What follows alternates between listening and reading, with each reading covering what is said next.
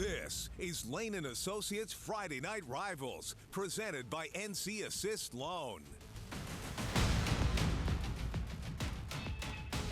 Lane and Associates Friday Night Rivals, presented by NC Assist Loan. Tonight from Wolverine Stadium in Raleigh, North Carolina, it's a key next six matchup between the three-time defending 4AA champion Wake Forest Cougars and the Wakefield Wolverines. Good evening once again, everybody. Patrick Keenis alongside former ECU standout and Wakefield alumnus Jay Sohnhalter. And Jay, for James Ward, the first-year head coach for Wakefield, this is why he came here to coach in this league, an opportunity to pick up maybe the signature win of his coaching career, but knocking off a team that's won 53 of 54 games in the Cougars, a tall task. What's at stake? Well, a lot's at stake, and you're right. For Coach Ward here, you're known for winning championships and beating your rivals, and what a statement this would be. Your crosstown rival, Wake Forest, defending state champion, coming here on the road to Wolverine Stadium.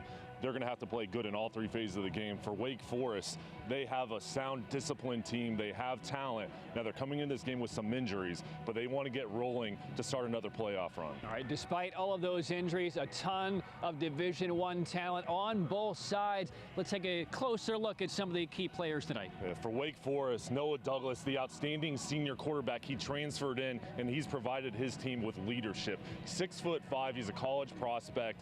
He's thrown for 8 touchdowns, only 1 interception, but he does a nice job in the ground game running the ball. And for Matt Smith, the defensive leader for Wakefield's defense, he's like a Ray Lewis, the quarterback of that defense, running all over the field. He's going to create pressure, but he's also going to be asked to get into the backfield and try to get sack opportunities. So he's going to have a big impact on tonight's game. And we'll see him on both sides of the ball tonight. All right, now for the keys for Wake Forest, trying to pick up a 9th straight win and line things up for maybe a top 1 or 2 overall seed in the postseason, and for Wakefield trying to get into the postseason with 2 games to go. Well, for Wake Forest, it's so important for them to create turnovers. That's their bread and butter and why they've been so successful in the past. And then special teams play. They want to be outstanding in the kicking game and really excel. And for Wakefield, pass protection tonight is going to be so important. Trexler Ivy, the star quarterback, has to have time to throw the ball, and then the secondary has to do a good job tackling tonight. Wake Forest is going to run the ball predominantly tonight. The secondary has to come up and fill their gaps and make tackles. Reggie Lucas has been here before. James Ward, first time through here in this next 6 matchup, Wake Forest and Wakefield. With more on tonight's matchup, we'll introduce the third member of our broadcast crew, Aaron Summers. Aaron? Thanks, Patrick. Coach Ward said that after getting the Wolverines' first conference win, it was a huge relief, but it doesn't take any of the pressure off. Wakefield still wants to make the playoffs, and they're going to have to finish strong in order to do so. Wake Forest is still undefeated in the NAC 6 after an overtime win at Rollsville last week. Their goal of winning the conference is still alive. Now, while there are playoff implications at stake in today's game, there's even more on the line. There is a trophy that these two teams have been handing off back and forth for as long as anybody I talked to can remember. It's called the Predator Trophy, and whoever wins this game gets to keep that trophy back home in their home field. Well, Wake Forest, they've had it for the last 5 years. Will the Predator Trophy switch hands tonight? You'll have to stay tuned to find out. The kickoff between Wake Forest and Wakefield is coming up next. A+ Tree and Crane Services has been Raleigh's top tree service since 1996. That's more than 20 years of serving our neighbors. Whether it's helping your family or business recover from a natural disaster, or simply the threat of rotting wood, we guarantee you the safest, most professional experience possible. When it comes to our work, the safety of both our customers and employees are of the utmost importance. So when C+ doesn't cut it, call A+ for the best tree service in Central North Carolina. When you recycle plastic bottles here in the Carolinas, you're a job creator. Your plastics are first sorted by a team of 100 at Sunoco. Then a crew of 38 at Southeast Grinding turns those bottles into flake. The flake then becomes pellets at Easy Products, which employs 35, and those pellets are turned into fabric by the 195 employees of Palmetto Synthetics. Recycling plastic bottles here in the Carolinas employs an estimated 3,500 people. Your bottle means jobs. My name is Vinay Madan. My name is Dr. Robert Worthington Kirsch. My name is Dr. Desiree Clark, and I'm a physician at Vein Clinics of America. When it comes to correcting progressive vein disease, experience counts. Vein Clinics of America is the oldest and largest network of vein treatment centers in the country. Vein disease is not just a cosmetic issue. It's a progressive disease that can be a painful, serious medical condition. The sooner it's treated, the more we can reduce the chance of future symptoms. Our nationwide team of physicians and vein specialists have performed over 1.5 million successful corrective procedures. We're the experts in the treatment of progressive vein disease. Most treatments are minimally invasive with little to no downtime. Often patients don't realize how much better their legs feel until we correct the problem. See the difference experience makes. Call or click now to book your free consultation. This is all we do every day. Vein Clinics of America. Healthy looks good. Call 800-924-4972.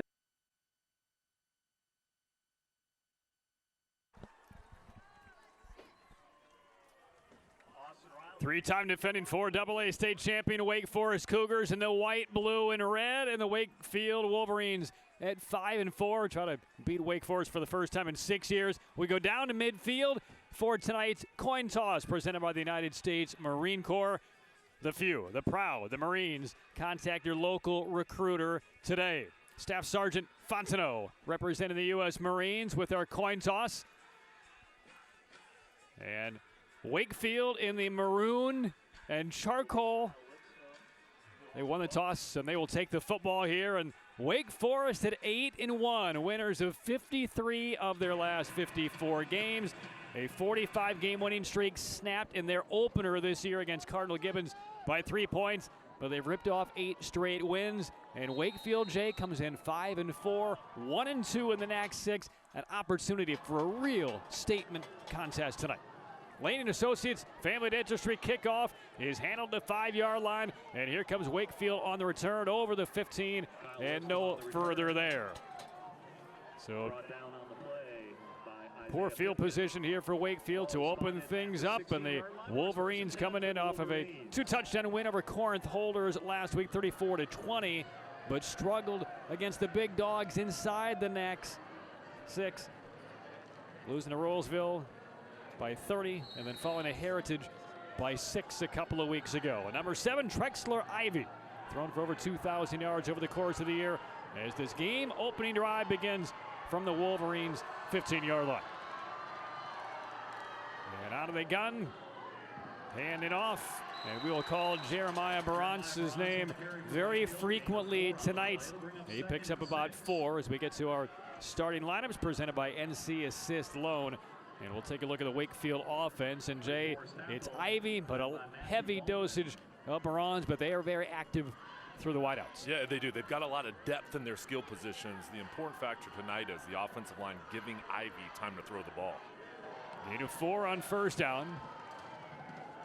And once again, Barons tries the right end, turns it upfield, and gets to about the 25-yard line. And will bring up third down in about 4.5. Now a look at the Wake Forest Cougars defense, again presented by NC Assist Loan. And Wake Forest, one of the top defensive units around the state. Cody Britz leads the team in tackles. This is a defense, Jay, that's picked up 16 sacks over the course of the year. Yeah, they're very active, they're physical, and they run the 3-4. You have to have 3 down linemen that are very aggressive, and Wake Forest once again has that in their 3-down line. They run again on 3rd and 4, strung out and brought down for a loss back around the 21-yard line, and the defense gets the stop. That's Ezekiel Foster, number 2, and Isaiah Pipkin, number 25, as they drag down Barons for a loss and will force a 3-and-out to open up the contest. Penetration in the backfield by C.J. Anoha, getting back there and forcing the offensive line to kind of redirect their alignment. Wakefield starting off with 3 runs, trying to set the line of scrimmage. Wake Forest coming through on 3rd down. So a brief opening possession for the Wolverines. And a little bit of pressure coming, and Foster almost got there and maybe tipped it. It lands at the 40. And it does take a Wolverine bounce out close to midfield. The opening possession for the 8-1 Wake Forest Cougars begins on the Wolverines' side of the ball. Well, excellent field position coming on the road for Wake Forest. They want to run the ball. They want to set the tempo. Noah Douglas, the star senior quarterback, he's going to have a future at the next level. He's really come into this offense, done a nice job leading the team, picking up the playbook, and now reeling off 8 straight wins. Yeah, Douglas, the senior quarterback, but the offense for Wake Forest will be severely diluted tonight. We'll get to that here in a minute. As this Wake Forest offense averaging about 41 points a game, they will be without their top receiver and their top running back. Khalil Watson, 4 touchdown receptions, over 304 receiving yards for a team that frankly does not throw all that much. And then Haywood is the big loss, 876 yards out of the backfield, almost 200 catching out of the backfield, and he is lost for the rest of the year with an injury. And they will hand off on first down, and this is DJ Sellers for about 11 yards. And that'll be a first down for the Cougars as we move to the NC Assist Loan starting lineup for the Wake Forest offense. How do those injuries change things for Noah Douglas? Well, it's next man up, and you look at the running back position with Sellers, Moore, and Hines. These guys coming in, they're going to have to fill the gap in and continue on that excellence of great running plays. And the offensive line, this has been a group that's been banged up. They're starting to get healthier, though, and starting to get in the groove. And a little trap play, springing through the middle. Chris Moore to the 15 and tackle down and around the 12-yard line. Touchdown saving tackle by Rashawn Jones, number 4. And after only 2 plays following a very short punt, the Cougars already inside the Wake 86 at green zone. Watch the offensive line coming up on the trap. A nice pancake block right up the middle by Rafael Botello going through. And then, again, the linebackers, the secondary, are going to have to come up and run support to make the tackle tonight. 24-yard pickup by Moore. And we get a whistle, and they want to reset the play clock here. Line of scrimmage all the way down to the 13-yard line. Well, if you don't know a lot about the Wake Forest Cougar football program, you haven't been paying a lot of attention over the last half a decade. This has been one of the absolute stellar paragon programs across the state, winning 3 consecutive 4AA state championships, and they are trying to tune things up for a title defense as receptions made in the right flats for minimal yardage. Catch made by Cam Rogue, number 16. And for this Wake Forest offense, they're going to have a challenge with the Wakefield defense, how active. We saw them a couple weeks ago, Patrick. This is a very fast and athletic defense for the Wolverines. Yeah, Fairweather, Randolph, but it all starts with Matt Smith, number 44, their middle linebacker. Another run play, and the Wolverines stop one right in the line of scrimmage for the first time tonight, slowing down Elijah Hines. And on the tackle, number 33, Wesley Heaton, another big captain on this defensive unit for Wakefield. For Wake Forest, you got to block him. Heaton coming right through unscathed, kind of sifting through, finding the ball carrier, going in for the tackle. Third down now from the 10-yard line, and about 7 yards to go for the Cougars. Opening drive of the contest. And here is Moore, cuts it back, angling right. He's dragged down around the 5-yard line by Matt Smith, number 44. And he's going to be maybe a yard or 2 short. And that will bring up 4th down for Wake Forest, and the first decision for Reggie Lucas. Offense staying on the field. And you have to go for the start of the ball game, rivalry game. 4th, not very far. And Coach Lucas, these tough decisions, you have to have trust and faith in your offense and lean on those guys and their experience. All right, Hines, number 35 in the backfield, along with Moore. 4th, finish short 2. They hand off. This is Hines trying the left side. Did he get enough? And he did. They will mark him inside the 2. And that'll be a 1st and goal coming up for the Cougars, who last week survived against Rolesville in overtime. The defense came up with a 2-point conversion stop to preserve a 31-30 win. And this will set up 1st and goal. First down presented by Blue Cross Blue Shield of North Carolina. Be bold, be confident, live fearless. Hines again on 1st and goal to the end zone, and he's in. Touchdown Wake Forest. Elijah Hines, his 8th of the year. And on the first drive for Wake Forest, the 3-time defending champs with a short field, take it in almost all on the ground. The offensive line playing at a high level on the drive, staying low, getting off their blocks. Multiple times I saw double team blocks getting up to the 2nd level, and Wakefield just not getting the penetration initially getting pushed back. And it's so tough to stop the Cougars 4 times in a row when they run that disciplined style of offense and their offensive line playing at such a high level to start. The extra point knocked through by Austin Riley. A 3-and-out for Wakefield and a 49-yard touchdown drive quickly for the 3-time defending champs. 7-0 Cougars about midway through the first.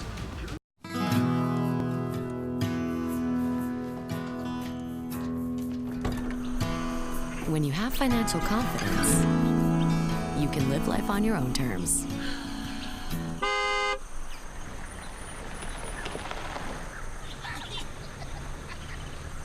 No matter what.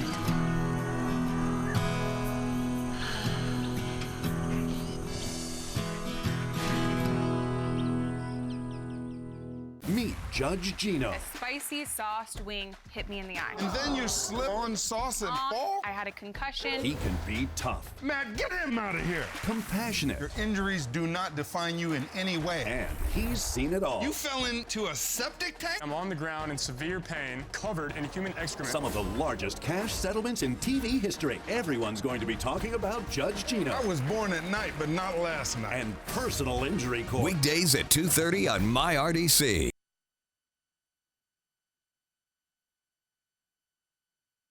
Well, there's a championship drive to open things up for the Wake Forest Cougars. 7-0 lead on the road on senior nights here in Raleigh, North Carolina, on the campus of Wakefield.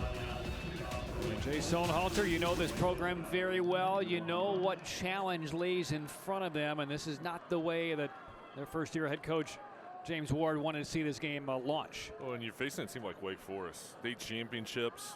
And they're known for their winning streaks, and for Wakefield here on your home field, a rivalry ball game, you want to get off to a good start and kind of get some momentum going forward. So they're going to have to pick it up here on offense.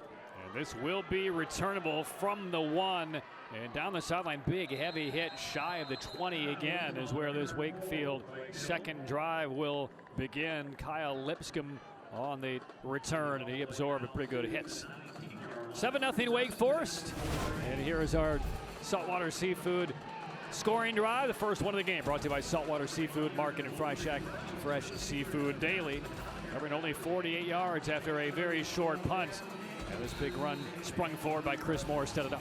And you look at every play for the Cougars, there's misdirection, guys going in and out of the backfield. It's hard for those linebackers, defensive line to find the ball.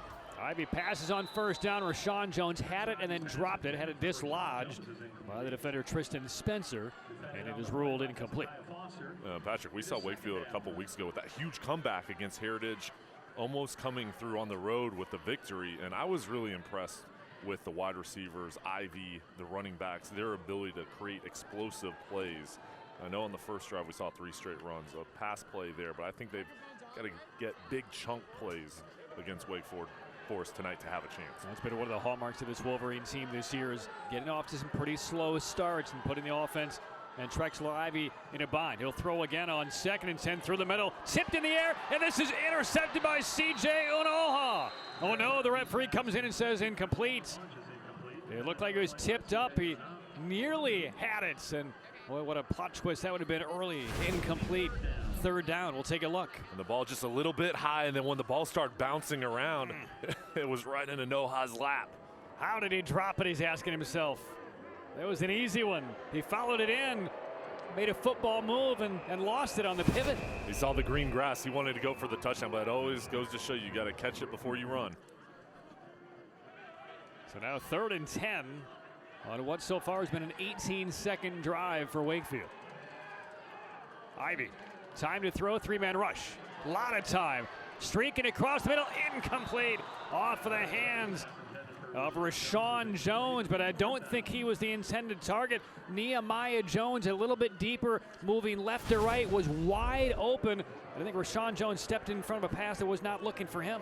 Yeah, crossing routes, and just looked like the timing wasn't there, and then not able to bring it down. Now, that would have been a huge completion to move the chains and continue the drive, and Wakefield just not able to connect. So a 3-and-out on 3 runs of the first possession, a 3-and-out on 3 passes here. It only takes 24 seconds off the clock. And Wakefield will punt it away from deep in their own territory. And again, Foster got very close to blocking one. Lands right at midfield and checks up. There is a penalty marker down. And And the punt is down right near midfield. Mark Barber, our referee tonight. And it is running into the punter. But the misdemeanor variety, only 5 yards. That will be short of a first down. So the option now will belong to Wakefield. You want to leave the punt where it is, or will you allow a re-punt?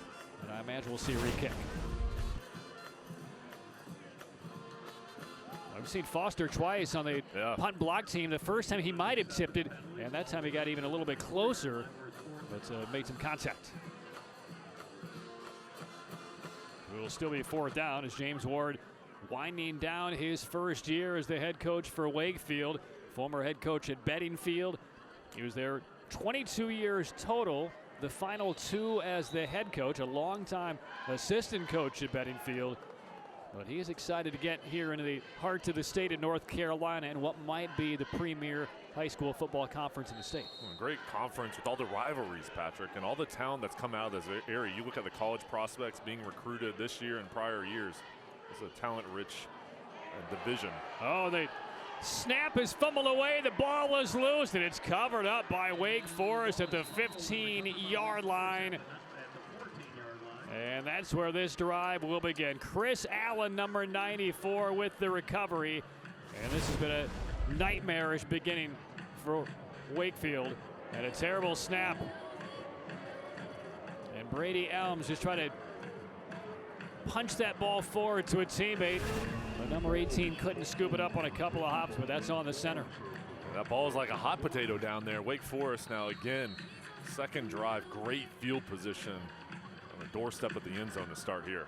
And throw it on first down. They swing it to the outside. A beautiful move by Spencer, and down the sideline he goes into the end zone. One play and a 13-0 lead for Wake Forest as Douglas hits Spencer and made a quick little hip and shoulders fake and lost the defender and goes in untouched. This was a hitch route, and look at Spencer come back to the ball, fake to the inside, almost like a basketball move, and then turning out to the outside, easy touchdown.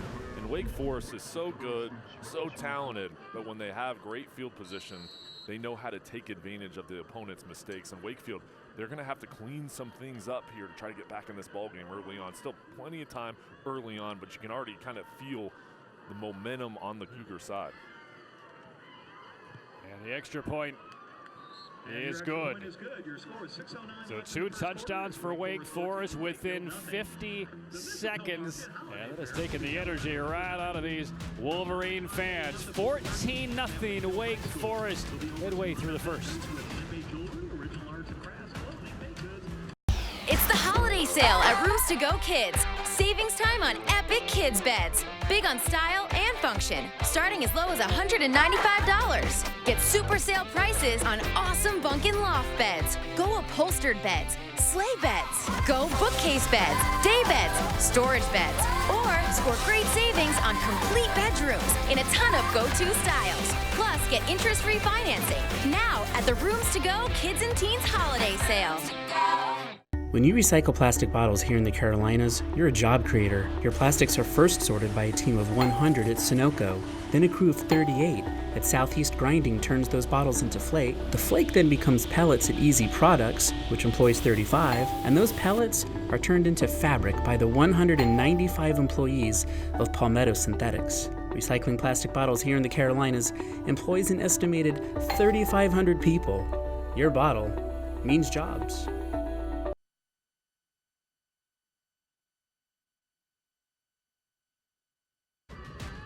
Back on the campus of Wakefield, where Wake Forest has jumped on top of the Wolverines 14-0. Hines a 1-yard touchdown run. And after the poor snap on a punt try by Wakefield, recovered by Wake Forest, it took only one play. And a 2-touchdown lead as Wake Forest will boot it away. And Jay, how do you hit the reset button right now if you're the Wolverines? You have to forget about what just happened. You got to come out here, like score 0-0, and then on offense, they're going to have to get at some explosive plays, move the chains, and give the defense some time to rest. Line drive, short kick, muffed a bit, and really no return, but this will still be the best field position so far for Wakefield. Aaron Christian able to pick that one up as we take a look at our second Saltwater Seafood and Fry Shack scoring summary. A 5-second drive. Remember, it was the bad snap on what was going to be the second punt of the night that led to that 14-yard strike from Douglas to Spencer. You know, I think, Patrick, it's going to come down to the seniors for Wakefield. This is the last time they're going to play here, at least in the regular season. Most likely they're going to be on the road in the playoff scenarios. That's going to come up in a couple weeks. But this is your last home game. You want to come out, play your best ball game. They've got to be the leaders here tonight. And the Wolverines will run on first down, out for a couple of yards. So they now have 7 offensive plays and 6 total yards so far. And Barnes, he's a top quality running back, over 550 yards, 5 touchdowns on the ground this year. But a lot of the danger for the Wolverines is when they give Ivy enough time to throw, because there are a lot of capable receivers here, especially Jawan Bunch, number 3. Over 700 yards, 11 touchdowns. They run again on second down, and not a lot there in between the tackles. So Barnes for maybe 1. And again, Chris Allen, number 94, who recovered that fumble on the bad snap in on the tackle. It brings up 3rd down and 5. And you can see already the game plan for Wakefield. They want to shorten this game up, try to be physical in the trenches, you know, and give Ivy time to throw the ball with the threat of the run when they do call the pass. Now, 3rd and 5 again, another critical 3rd down situation coming up. 0 for 2 so far to start the ball game. Yeah, look at the top of your screen. 4 receivers there, 5 across the formation, but 4 to the right of Ivy. 4-man rush. Here comes pressure. Foster on the chase. And flushed out, and this ball's thrown and coming back to the reception, the 33-yard line. It's made, and it's a 1st down for Wakefield. Jawan Bunch recognized that Ivy was just buying time, and he needed to find a vacant space.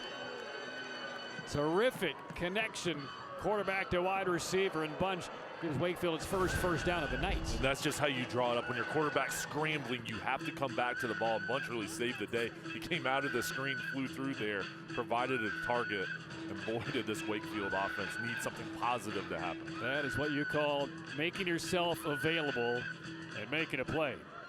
Excellent work by Jawan Bunch. 37th reception of the year. And 1st down, Ivy, a little slant and undershot it, and Peacock has intercepted it. Damian Peacock saw the route developing. The pass was slightly thrown to the inside, and Peacock had the angle and stepped in front of the receiver and took it away. And Nehemiah Jones, number 15, out on the outside. This is where the ball was intended to go to, but Peacock, good job sitting back there on his heels, reading the eyes of Ivy, and then he broke. Did you see how he came back towards the football to cut off Jones? Another drive, another Wake Forest opportunity here with great field position.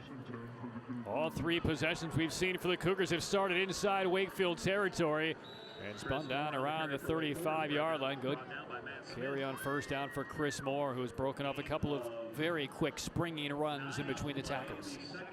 It always amazes me, Wake Forest. They don't have a huge playbook. They don't have a wide array of plays they run on offense. They just have their basic set plays, their bread and butter plays, the power, the traps, the counters, and they know how to run it. They have a great job of feeling out the defense and knowing what play to call at what time. This is Hines hemmed in right around where the marker is. It was 2nd and 1. He may have just gotten there, but not a lot there for the Cougars. And again, Wake Forest playing without Watson, who was suspended, without Haywood, who was injured, and we're seeing guys just kind of fill the void, and the machine just keeps rolling. But Reggie Lucas, when he talked about that 1-point overtime win last week over Rolesville, he said this is a much different team now than what we had in the week 1 loss against Cardinal Gibbons. It was a much better team then, but they've dealt with a lot of adversity for a team that's won 3 straight state titles and sitting 8-1. As Moore on 3rd and short is collared down, and he's not going to get to the marker. And Wesley Heaton again, number 33, snuffs out what was going to be a 1st down carry. And now that brings up 4th down, and the Wake Forest offense will stay in the field. He and the outside linebacker, really nice job of reading the ball carrier and then attacking. And another 4th down. And Wake Forest, they have confidence, Patrick, in the running game on these 4th and short situations. We'll see here, they're running up to the line of scrimmage to snap this ball quickly. Well, this is a chance now for the Wakefield Wolverines to flip the script on this game if they can get a stop on 4th down. And we saw some movement on the left side of that defensive line. Josiah Alexander may have jumped. And it will go on Wakefield, and that will give Wake Forest a first down when they were facing 4th and 1. Outstanding job by Douglas with the hard count. Such a smart move to see if you can get the defense to jump offside, give you the easy first down. And Wakefield wanting to come off the ball, want to be aggressive. It's tough for your defensive lineman because you want to beat the punch here. Two guys just jumping, giving it up. Jasir Ford, number 91, also jumped on that left side. Blue Cross, Blue Shield, first down. Be bold, be confident, live fearless. First down from the 29. Douglas flushed out, markers down. Douglas tucks it and will take it out of bounds for maybe a yard, but a penalty marker down as we go downstairs to Aaron. After Wake Forest's first game, Coach Lucas gave quarterback Noah Douglas a grade of C-, but now he said he's consistently performing at an A+. Douglas now understands the offense better. He can throw, he can run, and he brings it. Call is holding against Wake Forest. All right, thanks, Aaron. Penalty marker holding on Wake Forest. And he's making a lot better decisions then, and that just comes with experience over the body of work now into his 10th game today. And also knowing your personnel, knowing your wide receivers, your running backs, when they go out of the backfield, knowing where guys like the ball, and just getting into a rhythm with the offense. They move the Cougars back to the 41-yard line. This will be first down at about 22 yards here for the Cougars, leading 14-0 inside 2 minutes in this opening quarter. Keeping is Douglas, has the option available. There's the toss, and not a lot there for DJ Sellers. Good pursuit, strung out well by Joshua Sasanya. Second and long now for the Cougars. Look at this block by number 64, Nicholas Yoon, really setting up the edge, and he's what set up for the running game and getting the positive yards. And it's something we don't see a lot from Wake Forest as the option. Wake Forest over the year about 280 yards on the ground. So a little wrinkle there. Picks up a couple of yards. Still second and very long for the Cougars. Douglas up the middle, trapping free. There goes Chris Moore, an ankle tackle inside the 10-yard line. He was about to break it free, but Sasanya got there for a touchdown saving tackle. Wake Forest, brought down by Josh Sasanya. See Chris Moore coming across the motion. Nice trap block by Yoon again. And then the speed, the recognition, the middle of the Wakefield defense kind of getting sucked up on the outside with the ball fake. Wide open right down Broadway. We're handling this Wake Forest running game. You have to be very disciplined and focused. So from 2nd and 18, out of 1st and goal from the 7. Hines up the middle, and Hines with his second touchdown run of the night. And we are still in the first quarter. And it is all Cougars all night at a 20-0 lead for Wake Forest. And the depth of the running back position, so impressive for the Cougars. This is a quick hitter. Again, look at the offensive line.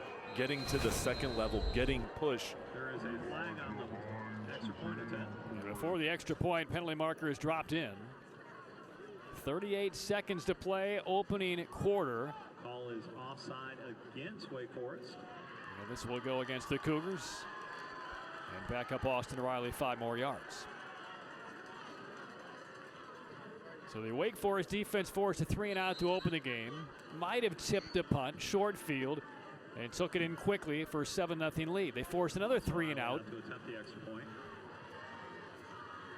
And then a bad snap on that punt led to a one-play 14-yard touchdown drive. And then an interception leads to this. And the extra point is good. And Wake Forest rolling early over Wakefield, trying to beat the Wolverines for the 6th straight year. 21-0 is the lead for the 3-time defending 4AA champs. And how does Wakefield get back in this ball game? You look at what Wake Forest has done. They had 1 stop and then 2 turnovers. Wakefield has to do the same thing. They've got to create turnovers, create a spark here. They're on their home field senior night. These guys have to get something excited for it, and it's got to be production out on the field. So Wakefield they've got to get it going early on here. Cannot let the Cougars continue to steamroll and gain momentum. Well, again, Jay, this is what we saw a couple of weeks ago against Heritage, where they dug a huge hole. It looked like the game was over around halftime, but suddenly they were able to turn things around and not only get back into it, but give themselves an opportunity to win. But that's Heritage, outstanding team, undefeated in the league play. But this is a different animal with Wake Forest. It's amazing how they kind of hit the reset button in that ball game. That would have been a monumental comeback, and they almost did it. And that's got to give Wakefield some confidence that, hey, we've been in this situation, we can come back, but this is a different beast, and they've got to get going now. Lane and Associates Family Dentistry kickoff. We love to make you smile. Returnable here, and it's Rashawn Jones burrowing past the 25 to about the 27, and that's where this drive will begin for Wakefield. They've netted only one first down so far in this contest, and the confidence is hanging by a thread. Christmas items and all kinds of things. And it's only $5 admission. Children under 12 are free. They held the senior night festivities about an hour before kickoff, honoring a couple of dozen players, cheerleaders, other members of the staff. And nothing has gone their way. Marker down, Ivy deep across the middle, out near midfield, and that may have skipped into the arms, and that will go incomplete. Bunch, the intended target. And the penalty going against Wakefield. And here's another Saltwater Seafood and Fry Shack scoring summary. Another quick one. And again, right in the middle of it was Chris Moore, breaking off his second big long run to set up Hines for his second touchdown run. 6 plays, 43 yards, 3.5 minutes. Wake Forest, you can see those highlights, how physical they've been. Start off the ball game and really just getting pushed again in the running back. So much depth back there. It helps the running game because those guys stay fresh. Will Lohr, number 16 to the bottom of the screen, checks in as one of the 4 wide receivers in the pattern. And a little pick action on the right side, reception to Page, and picks up about 4, maybe 5 yards on a first down play. Walter Page, and that may be the final play of this opening quarter. So a 21-0 Wake Forest lead, and now a couple of minutes for the Wolverines to regroup on their final home game and their last home game in the regular season anyway for a couple of dozen key seniors to this 5-4 squad, where they have run into a wood chipper here in the opening quarter. Wake Forest, after one, leading Wakefield 21-0.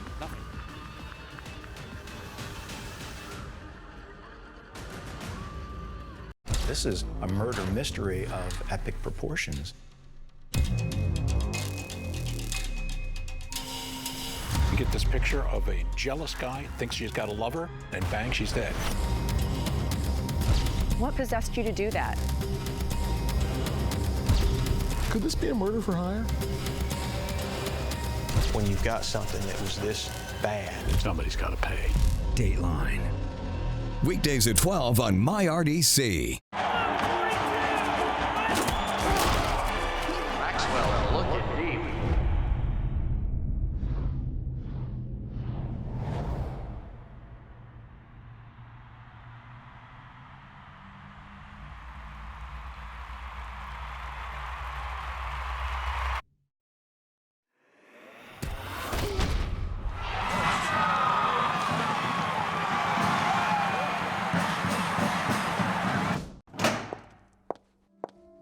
I'm Gene Riddle. At Riddle and Brantley, we meet with victims of distracted drivers every day. We've seen terrible crashes caused by drivers that were texting, putting on makeup, eating, or just not paying attention. Distracted drivers may be the #1 cause of fatalities on the road today, maybe even as bad as drunk driving. If you've been hit by a distracted driver, call us today. Riddle and Brantley, when justice counts. It's full of comic legends. What TV series featured Tinky Winky and Poe? To Catch a Predator. Wall-to-wall laughs. In Greek mythology, the goddess of virginity is who? Lying. It's the comedy game show. What does CVS stand for? Condoms, Viagra, and snacks. Watch all the comedy on Funny You Should Ask. Weeknights starting at 10 on MyRDC 28.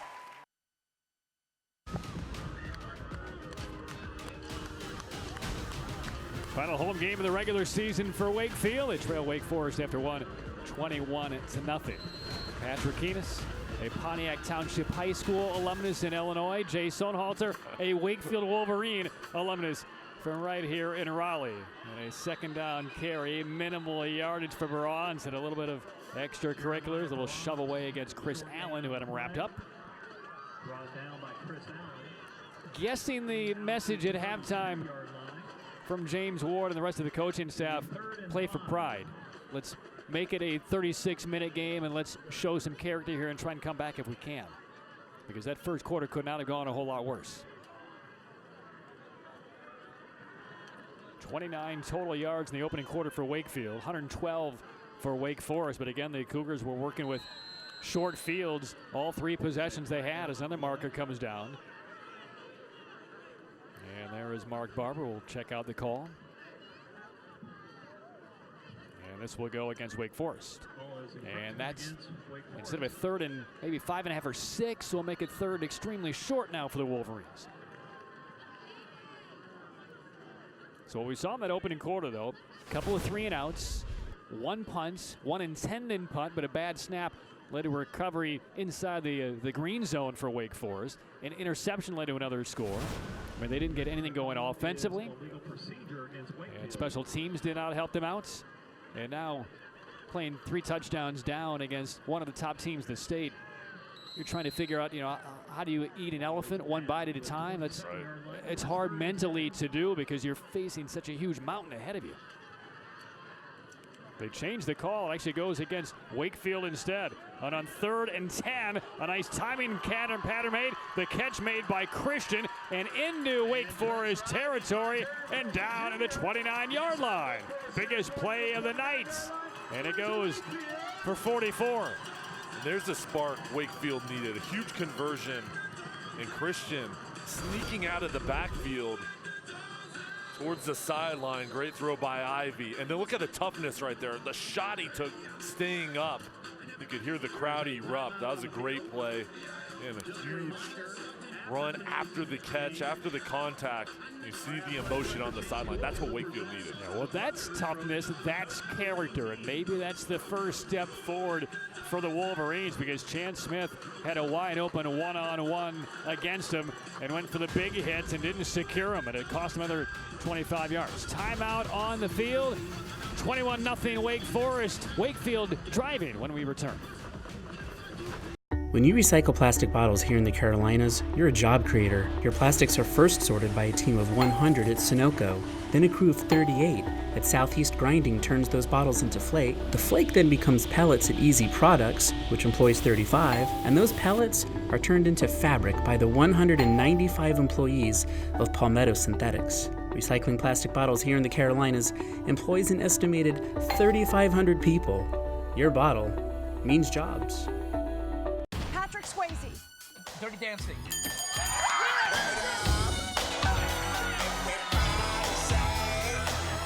I'm going to set the opening bid. Party! Confetti! Store Bullseye. Target! This is a show where every word counts. Oh, really? Yeah! Wild Dog. Wolf! Weeknights at 11 on MyRDC 28.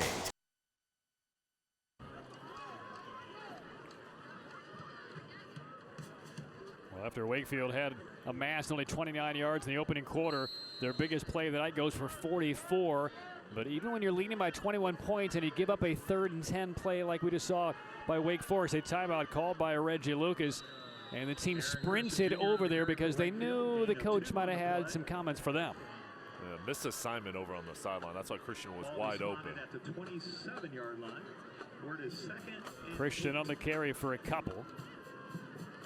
Well, again, when you play at the level at which Wake Forest does and has over the years, they strive for absolute perfection every single time. So even with a 3-touchdown lead, you have a breakdown on that 3rd and 10 play. That's an opportunity to really coach these guys up and remind them about the standard they've set. 2nd and 8. Ivy mishandles the snap. Pressure coming from the backside, gets the pass away. And it is incomplete. A penalty marker is thrown on that sideline right where the football was thrown. There was not a Wolverine receiver anywhere in the vicinity. And this may be intentional grounding. Ivy was not over the line of scrimmage, but he had nobody on that right sideline. And it will be grounded against Wakefield. And again, that play began to dissolve right on the snap. And as soon as the ball kind of hit the ground, Foster, number 2, came off the edge, and he was chasing down Ivy. See at the top of the screen, see 2 untouched. Then Ivy just had to get rid of the ball. Boy, what a first half Foster's had. I mean, he's been a disruptive force, number 2 for Wake Forest. He was twice almost in the punter's grill in that opening quarter. He's been in the backfield a couple of times. And he really recognized that play because he was sitting on the line of scrimmage on the backside trying to see if it was going to be a run or a pass. And then as soon as he saw the ball go down, he shot through unblocked. So back to the 43-yard line with the penalty. 3rd down and 23. Ivy time to throw over the middle and connects with Jones, but short to the marker. Brought down around the 26-yard line by Tristan Spencer and Cody Britt.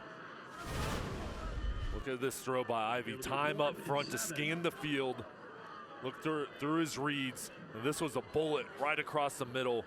Outstanding pickup by Jones, getting hit. When you're in the middle, you know you're going to get hit and still have the ability to focus on the ball, bring it in, and now setting up, 4th and 7 opportunity for your offense, at least get them back into a manageable situation. Well, really good focus by Jones because he didn't initially have that reception secured. 4th and a long 6. Pressure coming again. Ivy doesn't feel it and holds on to the football, and there's that man again. Hezekiah Foster again from the blind side, chasing down Trexler Ively on 4th down, and gives the football back to Wake Forest.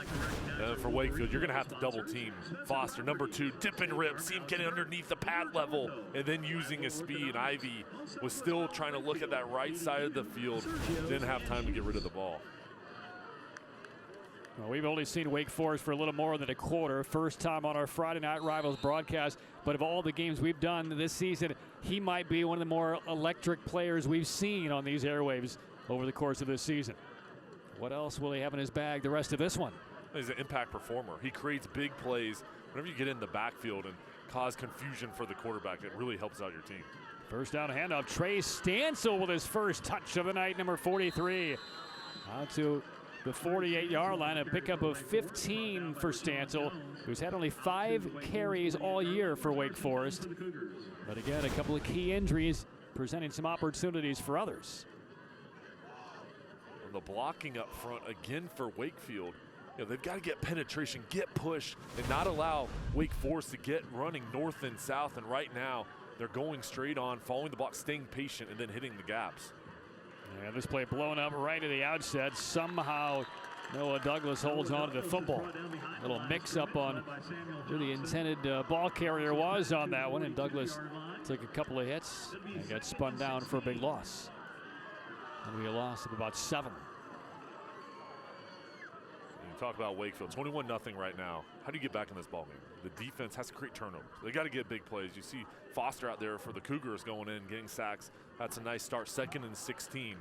With the secondary, linebackers, they have to go for the football, try to create fumbles, try to create a spark. Lost back to the 42. Little juke by Sellers, but he loses nobody and gives up maybe another couple of yards. Josiah Alexander was there, along with John Lennon, number 54. By Jonathan Lennon. Lost back to the 39-yard line. It is 3rd down. So after the big run broken up by Stansel, Wake Forest has now gone backwards on the last couple of plays. Brings up 3rd down and almost 20. Hey, Wakefield fans, you know what to do. Inside 8 minutes for the first half. 21-0 Wake Forest leading Wakefield. More cowbell. Cougars don't throw a whole lot, but they'll be forced to here. They throw it back more, and a safe, conservative play on 3rd and 20, and well covered by Wakefield. And that will force what will be the first punt of the night for the Cougars. Let's go downstairs to Aaron. Patrick, you've mentioned the injuries to the Wake Forest team. Injuries struck the offensive line. Their nose guard, Jordan Davis, tore his ACL. Their offensive lineman, Patrick Payne, has been out. Coach Lucas said that is the area that needs to improve if they're going to make a playoff run. They just aren't executing very well. And here's the punt, and the Wolverines almost got to it. A spiral takes a healthier roll for Wake Forest, and this will be called dead at the 14-yard line. 46-yard kick, no return, but at least something you can hang your coat on for the Wolverine squad. They didn't give up points. Had a couple of good plays defensively. Got the Cougars back behind the chains and almost got to the punter. The defense, they need that confidence, getting off the field. And I was impressed with that third down play, the throwback pass. Jacoby Randolph, Matt Smith stayed true on the backside, didn't flow over towards the left, and made the tackle to force the punt. So Trexler Ivy, who threw for 5 touchdowns last week, tosses into the left flats, short of the 20-yard line. Bunch will take that one out of bounds. A good pickup on first down. And a reminder, coming up at halftime, the NC Oral Surgery and Orthodontics halftime reports, where we will have this week's Riddle and Brantley Scholar athletes, interviews with the school's participating principals, and some highlights from games all around the country. That's coming up at halftime here from Wakefield High. 21-0 deficit facing the Wolverines. Ivy last week threw for over 350. 2nd and 4. Looks to the right side, underneath, and it hits Lohr. And Lohr's about the 27-yard line. And that'll be enough for a first down, and will be just the second of the night for the Wolverines. And good timing by Ivy and Lohr. And Lohr had a huge game. Some really nice critical catches against Heritage a couple weeks ago as a hitch route. He beat the defender, kind of boxed him out there to get the first down. NC Oral Surgery and Orthodontics first down. Your smile is our passion. Out to the 28-yard line for the Wolverines. Who have mustered almost nothing offensively, but starting to find a little bit of rhythm here. Ivy on first down. Deep ball to the sideline, tipped away nicely by Damian Peacock. And no flags down. Peacock had that interception a couple of drives ago for Wake Forest. Ivy's got a strong arm. This is an NFL style of throw, thrown over the defenders, the deep out route. And Peacock, good length. The secondary player, he's got those arms that sometimes, even if you're a couple steps behind, you can make up for it with your arm length and knocking the ball free. And Peacock, very good player on the outside. A good sense of timing there. Got there right on time. And whistle blown. Timeout taken by Wakefield. 6:18 for the first half. Wakefield trying to insert himself back into this game, driving a bit against the Cougars, down by 3 touchdowns. A+ Tree and Crane Services has been Raleigh's top tree service since 1996. That's more than 20 years of serving our neighbors. Whether it's helping your family or business recover from a natural disaster, or simply the threat of rotting wood, we guarantee you the safest, most professional experience possible. When it comes to our work, the safety of both our customers and employees are of the utmost importance. So when C+ doesn't cut it, call A+ for the best tree service in Central North Carolina. Welcome to America Says! It's the exciting new game of fill-in-the-blank fun. Is B for baking? Bah! With a bring-on-the-laughs host. When I think about baseball, I think about Sammy Davis Jr. Sammy Davis, of course, great baseball player. He'd slide into home plate and tap dance on it. Are you ready for this? We're ready. John Michael Higgins hosts America Says. Tonight at 10 on MyRDC 28.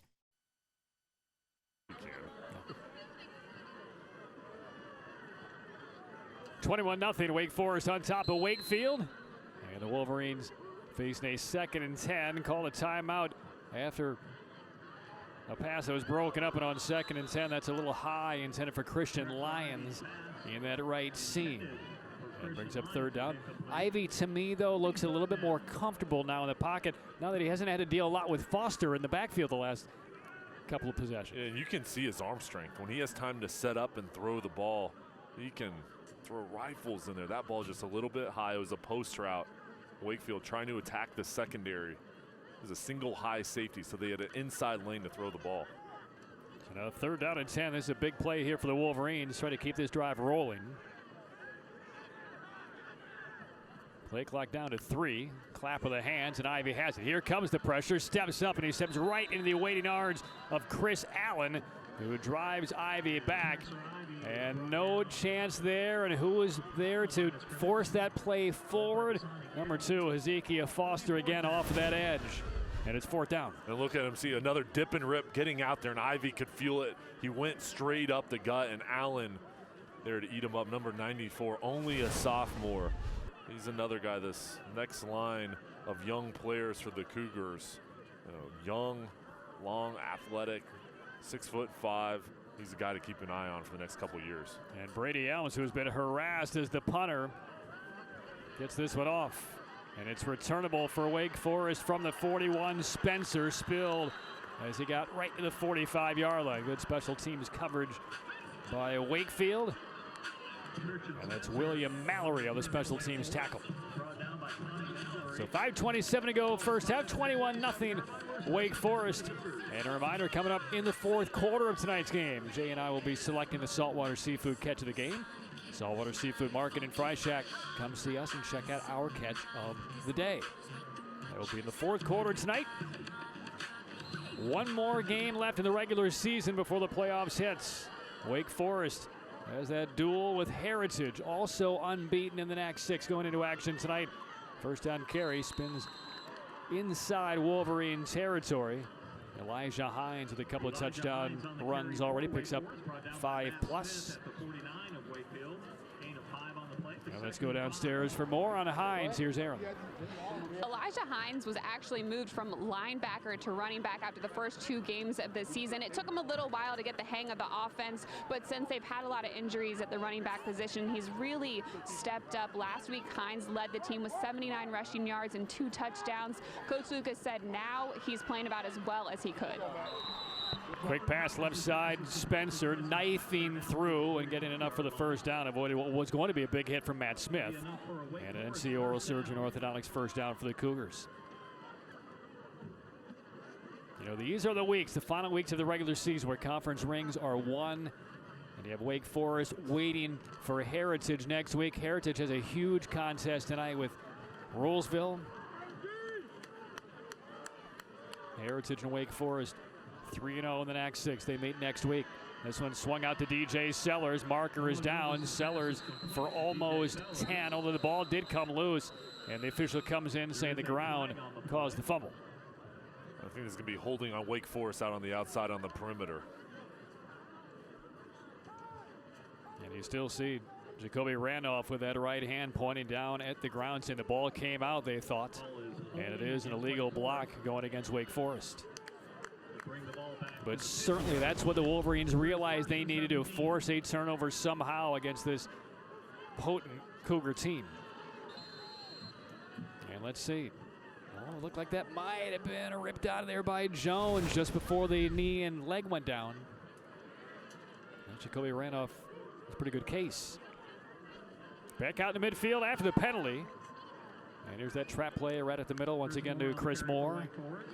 Gets 3 of those penalty yards back and brings up 2nd and long. And when Wake Forest runs these misdirection running plays, if you're a defender for Wakefield, you can't stand up and look for the ball.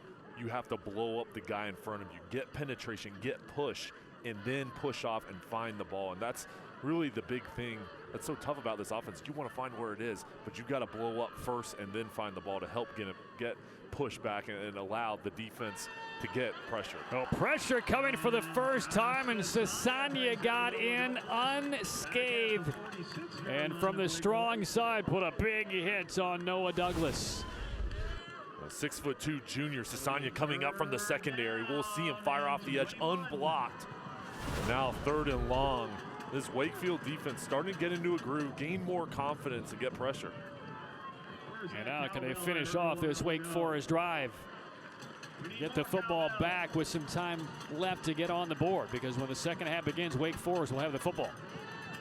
Line reaches the 33-yard line, 3rd and long And they raise the white flags. Here's Chris Moore with room, though, on the surprise draw. And he will get close to the marker. He'll be a couple of yards short, but they needed 21. And that little delayed some more, and the right side was wide open, and he picks up 19. And they brought it to the backside. You see him kind of flip the ball. Matt Smith almost got to Douglas and just faked out the defense. Everybody flowed over towards the left, the right wide open. How about that little inverse wraparound delivery of the handoff? It'll be 4th and 2, and again, the Wake Forest offense stays on the field. Remember, the last time 4th and short, the hard count by Douglas drew Wakefield offsides and gave them a first down. And Wake Forest will call a timeout, and Reggie Lucas wants to spend a little more time kind of chewing on this call here with 2:52 to go in the second. An important play for the offense, going in, regrouping here, and figuring out what exactly they want to do to attack the defense. So let's go back to what might have been. There's the on 3rd and 21. How about that handoff? That's an unusual delivery right there. It's risky because that's not something that's easy to execute. Putting the ball kind of behind your back, trusting that the running back's going to get it. Wake Forest confident in their players, especially on 3rd down, to call that play, knowing that the backside probably could be open because everyone's going to flow over. It's a nice play call and it faked out the defense. Guarantee that's not the first time that Douglas has attempted that style, and Moore was waiting for it. 4th and 2 upcoming for Wake Forest. As we mentioned, big night across the NAC 6. Rolesville plays at Heritage, and Corinth Holders against Nightdale. Heritage and Wake Forest both 3-0 in the NAC 6, and they meet next week in the regular season finale. And on 4th and 2, now we get a Wakefield timeout. Tit for tat. So Wake Forest came off the sideline, showed the formation, and Wakefield with still a couple of timeouts left in this first half. They realize that this is a potentially game-shaping play for the Wolverines if they can get a stop and get a score. I mean, this play right here, you're right, Patrick. If they can get a lot of still time here, you get a stop, drive it down, score a touchdown potentially, 21-7. You look up and you're like, hey, it's a whole new ball game for Wake Forest. You pick up this first down, continue to drive, run it out, score a touchdown potentially. Sure. Then, 28-0. So a lot of what ifs here. This play is going to determine a lot of what we see throughout the rest of the first half. All right, tonight's game powered by United Rentals, building futures together. Patrick Keenis, Jay Sonehalter, was being hugged and greeted by hundreds of fans as we were walking through the facility before the game. A lot of old friends here. So here we go on 4th and 2. Need to reach the 33-yard line. Tight formation, one receiver in it. Handoff Sellers to the right side. Got stopped a bit behind the line, but kept the legs churning. And it looks like he will have enough. Jasir Ford, number 91, was in the vicinity, but DJ Sellers had the right angle, kind of absorbed the hit at a bit of an angle, and was still able to drive forward and does get the first down. But look at the counter here. Coming back across the line of scrimmage. Just a great block up front. Mark Sesta, the offensive lineman, clearing out the path and then churning your legs, jumping across just far enough to pick up the first down. And the clock at 2:38 on first down from the 33-yard line. Wake Forest leading by 21. Back to the air, incomplete. And yes, it looked like Spencer was held, wrapped around maybe the waist by Kyle Lipscomb. And an easy call from the official on the side. It'll either be pass interference or defensive holding, one of the two. And it's pass interference against the Wolverines. Spencer, been impressed with his route running. A couple nice catches so far tonight. But there it was a slant getting inside of the defensive back. And we'll see the hold come up all over him right there. And he was looking over towards the side judge. And here comes the flag in.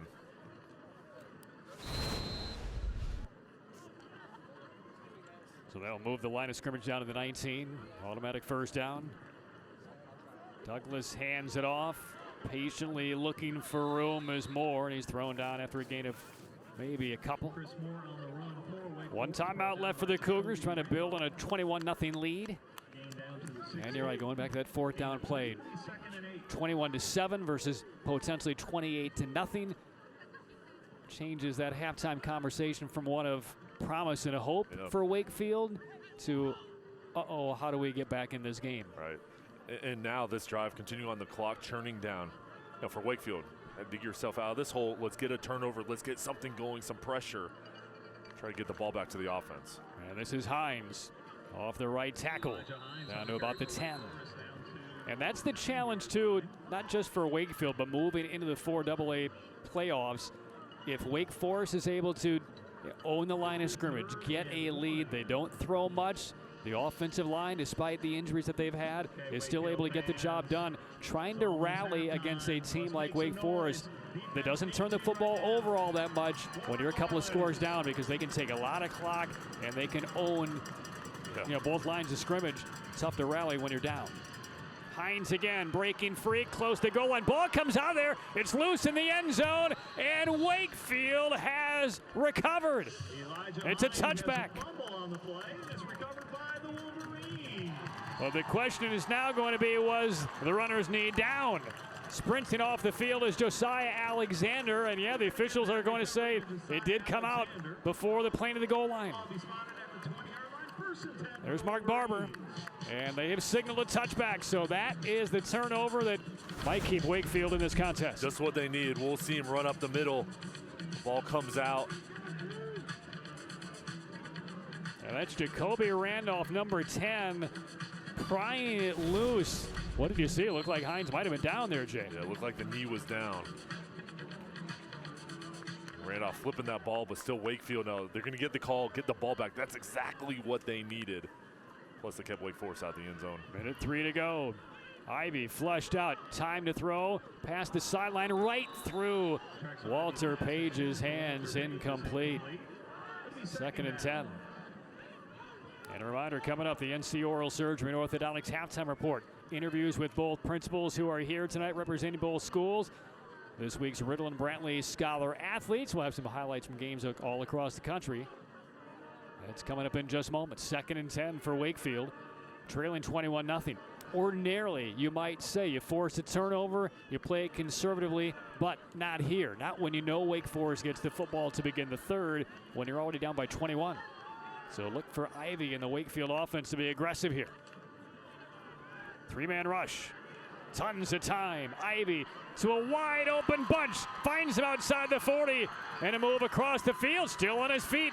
Down the sideline for more before Peacock shoves him out of bounds. That'll be a 38-yard hookup. And Bunch again makes an excellent football move. Got about 9 or 10 extra yards. And Wakefield into Cougar territory with still 41 seconds to go. Look at this throw from Ivy. There aren't a lot of college quarterbacks that can make that throw. Throwing over the linebackers, then Bunch making something happen. So on 1st down, Cougars rush 4 this time. Ivy tosses to the sideline and a little bit out ahead of Page. Incomplete. 35 seconds left. And in a game like this, field goals won't help. Yep. So you have to be thinking 6 points here over the next 35.5 seconds. What Wakefield has going for him with Ivy is he's got a strong arm, and he's not afraid to throw the ball deep. And whenever you've got a quarterback that can be accurate in the passing game, you've got talent on the outside to create big plays. It's something that you can get big chunks easily as long as you have protection up front. And if you're going to move the pocket, move it to Ivy's right. That takes you away from Foster. 2nd and 10. Ivy handles a low snap. They do a double up Foster. Pass into the flat. Page makes the catch. Nominal yardage before Isaiah Pipkin brought him down. And Wakefield with 1 timeout remaining. And the clock will be stopped, and Wakefield will take its final timeout.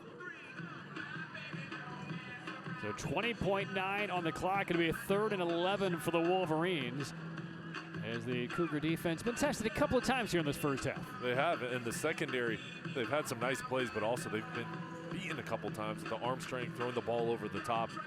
For them, though, it's a bend, but don't break defense. Try to keep the ball in front of you. Wakefield, they're going to have to move the ball here quickly, get out of bounds, rush to the line of scrimmage. But you're right, Patrick. This isn't a field goal ball game. They need touchdowns. And we got to look at that huddle on the sideline for Wake Forest. That Ivan Brasso, the defensive coordinator for Wake Forest, urging on his team. Again, we talked about this earlier in the game. They won that contest last week 31-30 in overtime over Rolesville because of a play he wanted to call that Rolesville had not seen that entire game. And his head coach Reggie Lucas says, I love that idea, and it worked out. So, I mean, this is a guy who can make key adjustments at timely moments. And clearly has full buy-in from the Wake Forest defensive unit. Third down for Ivy. 20 seconds left.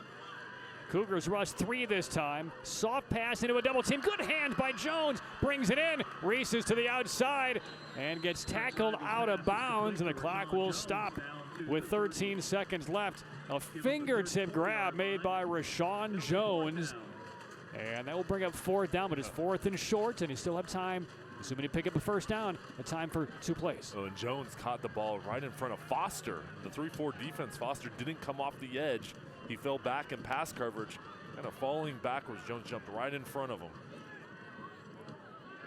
I need a couple of yards, and if you get the first down, the clock will stop temporarily, and Wakefield is out of timeouts. But the Wolverines need to get the first down first. Ivy lost the handle as he was ready to throw, picks it up, and runs for the first down, and it has it. Miraculously, the clock did not start, though, and it's now down to 1.3. It will be a first down, so now they will spot the football, and if Ivy can get up here and spike it quickly without the 1.3 running off the clock, they may have a shot for a field goal, but they're not organized. And time has expired with the football sitting at the 24-yard line. And I think in the surprise conversion of that 4th down play on a snap that Ivy mishandled, slipped out of him, but had the wherewithal to pick up and run it for a first down. They just could not get organized and stop the clock. Yeah, the adjustment there to get it, he made something happen. But you're right, I just don't think after that play they realized there's 1.3 left and how quick the ball is going to be set. So all 3 touchdowns in the opening half come in the opening quarter. 21-0 Wake Forest leads at the break. Let's go downstairs to Aaron. Thanks. Coach, you said you wanted to get out to a good start, 21-0 in the first quarter. What led to that productive first quarter? Field position, got it on a couple of not picks, but on a couple of kicks. Special teams, we got the ball in good field position. Offense did a good job of punching it in, but then we got stalemated in the second quarter. So we want to try to get that momentum going, and I'll try to get some more points on the board. What are you going to ask out of your players going forward? To keep playing. We want to play 4 quarters. It's the end of the season. You want to be playing the best football. Take my hats off to the defense. We got to keep grinding on that side of the ball. Thanks, Coach. Patrick. All right, thank you, Aaron. Thank you, Coach Lucas. 21-0, the halftime lead for Wake Forest. They will get the football when the third quarter begins. The 3-time defending champs up 3 scores in Wakefield. The innocence of youth. Is there anything any better? But soon they'll be in high school and facing all the same challenges you faced. How to make friends, how to fit in, how to be cool. We want our children to have everything they'll need to live fulfilling and productive lives. Make sure the kids in your family are among the more than 200,000 participants here in North Carolina who take part in high school sports. Carly here. Visit our website at myrtctv.com or our Facebook page to check out the latest scoop in entertainment. Discover what's going on in the community with Community Matters.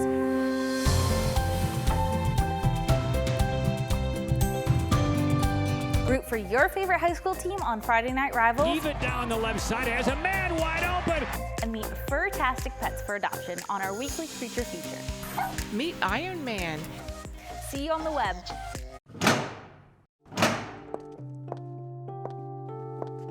I'm Gene Riddle. At Riddle in Brantley, we've seen thousands of wrecks, but each one is different. These aren't cases to us. These are people's lives. We use our resources to secure the best experts to prove your case. That's on us.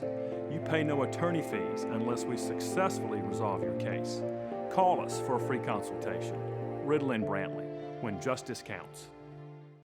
Love is louder. Love is louder. Love is louder. Love is louder than bullying. Than hate. Depression. Loneliness. Stress. Than anger. Love is louder than Fear. Anxiety. Insecurity. Love is louder than discrimination. Love is louder than abuse. Love is louder. Love is louder when you take action to help yourself or a friend. If you or someone you know is having a hard time, go to loveislouder.com to find out ways you can get help and feel better.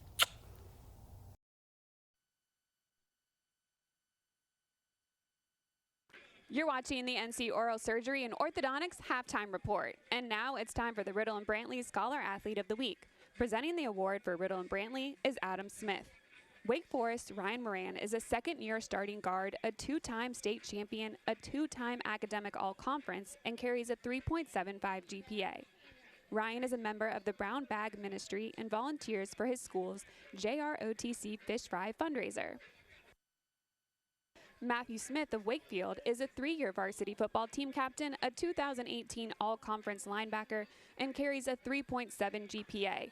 Matthew volunteers at Wake Forest Dream League, organizes flag football games at Cottrell Job Corps Center, and is a member of the Football Mentorship Program.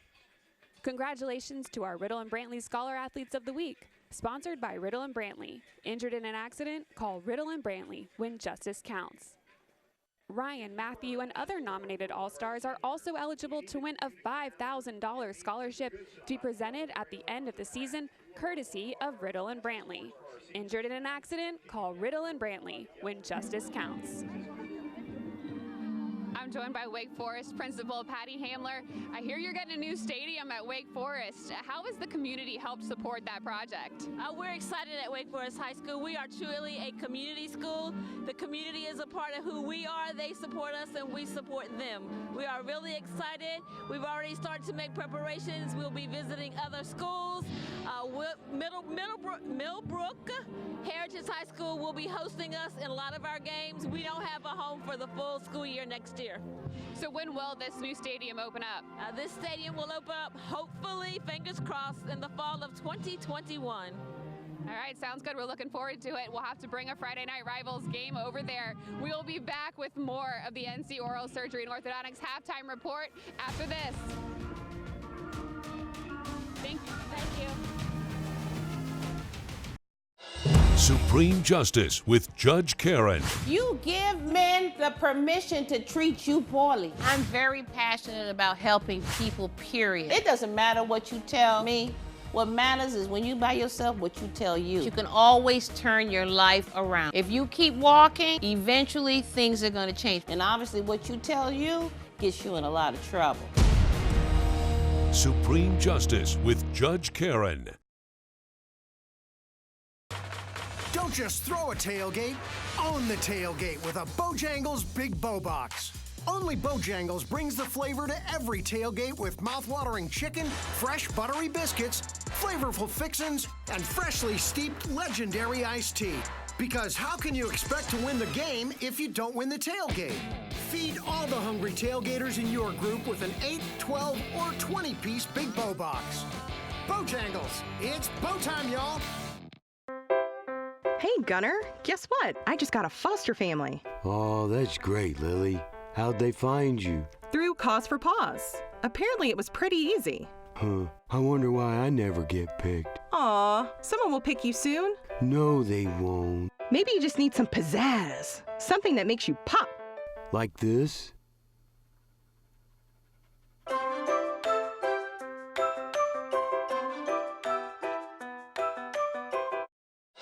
Supreme Justice with Judge Karen. You give men the permission to treat you poorly. I'm very passionate about helping people, period. It doesn't matter what you tell me. What matters is when you by yourself, what you tell you. You can always turn your life around. If you keep walking, eventually things are going to change. And obviously what you tell you gets you in a lot of trouble. Supreme Justice with Judge Karen.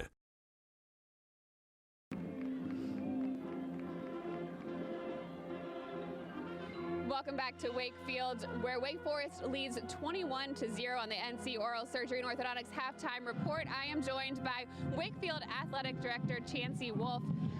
With the student athletes, how do you ensure that they not only compete well and do well on the field, but also in the classroom? Yeah, so for us at Wakefield High School, we're big on accountability. In fact, we just spoke about this in our winter coaches meeting. We talked about how accountability is a demonstration of love, and that, you know, we as administrators need to put structures in place that ensure our student athletes do well on and off the field.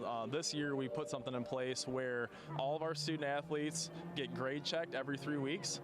And if they have below a 75% in any of their 4 classes, they're required to attend mandatory study halls each week. You know, our end game is that we graduate all of our student athletes, and also that they have a high enough GPA that they have options after high school. That's great. We know it's senior night. We heard a lot of their plans heading into the future, and that included college for most of them. So with the new head coach for the football program, how many other new football coaches or other coaches in different sports do you have here? Yeah, so we're really excited about our new coaching staff. We've got 4 new head coaches since last April 2019. Coach Ward came from Wilson County, Bedingfield High School. He's come in and done a great job with our football team, built a lot of unity, focused on that a lot. They're buying into what he's teaching and what he's preaching week in and week out. I'm really excited about the trajectory of our football program. Obviously, you can see tonight he's learning very quickly that it's tough sledding week in and week out in Wake County, especially the NAC 6. Joe Turchetti is our new cross-country coach, and he had a great season this year. In fact, we're going to regionals tomorrow. He's come in with a lot of fire, a lot of energy and excitement, and our kids are really, that's transferring into them and motivating them. We have 2 new head coaches coming in this spring, a new softball coach, Danny Insko, who's an exemplary teacher and coach, and he was going to rejoin our staff. He was here about 4 or 5 years ago, and we're really excited to get him back on campus. And then our last new head coach is Tommy Ratzliff. He's going to coach our women's soccer team. He's coming from the NCFC world, and he's got a lot of experience, so we're glad to welcome him as one of our new staff members as well. That's awesome. Hopefully all the coaches enjoy their time here at Wakefield and have good seasons coming up. Thank you so much for joining us. Thank you. We'll be back with more of the NC Oral Surgery and Orthodontics Halftime Report. A+ Tree and Crane Services has been Raleigh's top tree service since 1996. That's more than 20 years of serving our neighbors. Whether it's helping your family or business recover from a natural disaster, or simply the threat of rotting wood, we guarantee you the safest, most professional experience possible. When it comes to our work, the safety of both our customers and employees are of the utmost importance.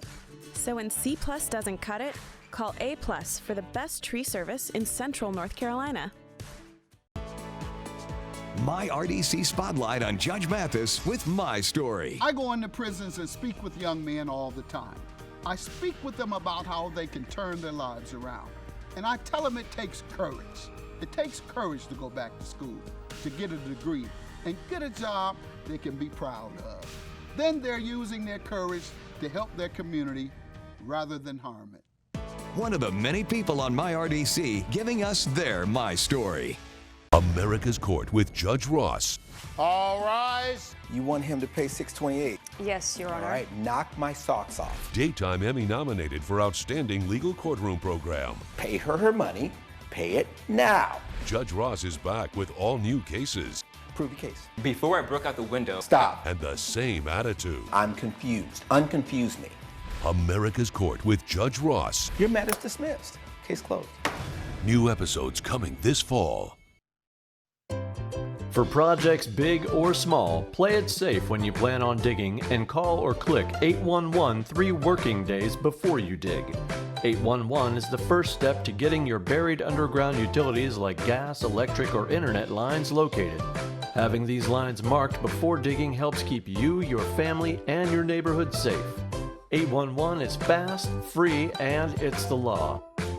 Learn more at nc811.org.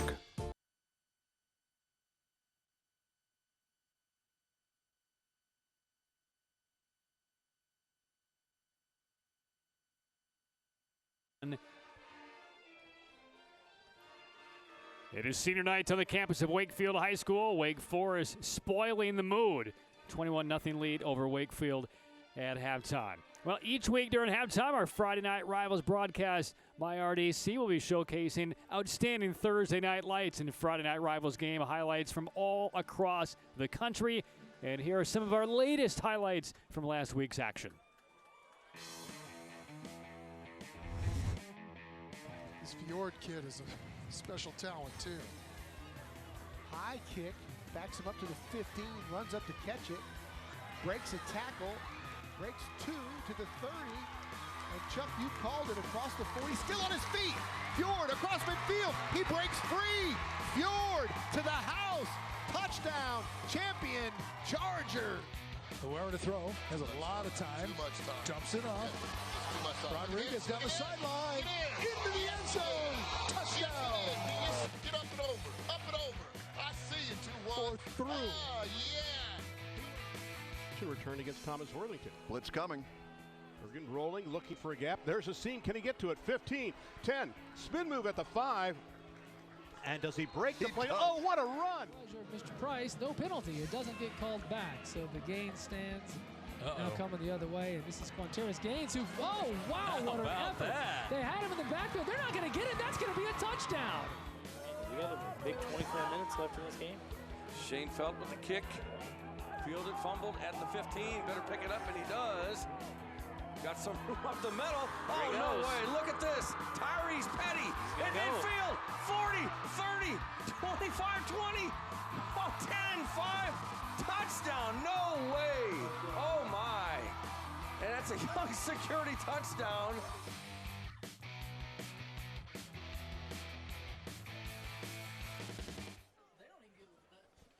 Some great moments from all around the country. Glad to be part of it. 21-0 Wake Forest on top of Wakefield. More of halftime next. This is saltwater seafood owner Mike Earp. This is Beach Mike. Nice shirt, Pa. He likes to be close to the ocean. And this is Fresh Mike. Freshness is important to Mike. These Mikes get fresh seafood delivered every day at Saltwater Seafood. Be like these Mikes and get your fresh seafood here too. And visit the Fry Shack where Debbie will cook up your order to go. Come see us at Saltwater Seafood. Saltwater Seafood is owned and operated by Mike and Debbie Earp. This is a murder mystery of epic proportions. You get this picture of a jealous guy, thinks she's got a lover, and bang, she's dead. What possessed you to do that? Could this be a murder for hire? When you've got something that was this bad, somebody's got to pay. Dateline. Weekdays at 12 on MyRDC. Supreme Justice with Judge Karen. You give men the permission to treat you poorly. I'm very passionate about helping people, period. It doesn't matter what you tell me. What matters is when you by yourself, what you tell you. You can always turn your life around. If you keep walking, eventually things are going to change. And obviously what you tell you gets you in a lot of trouble. Supreme Justice with Judge Karen.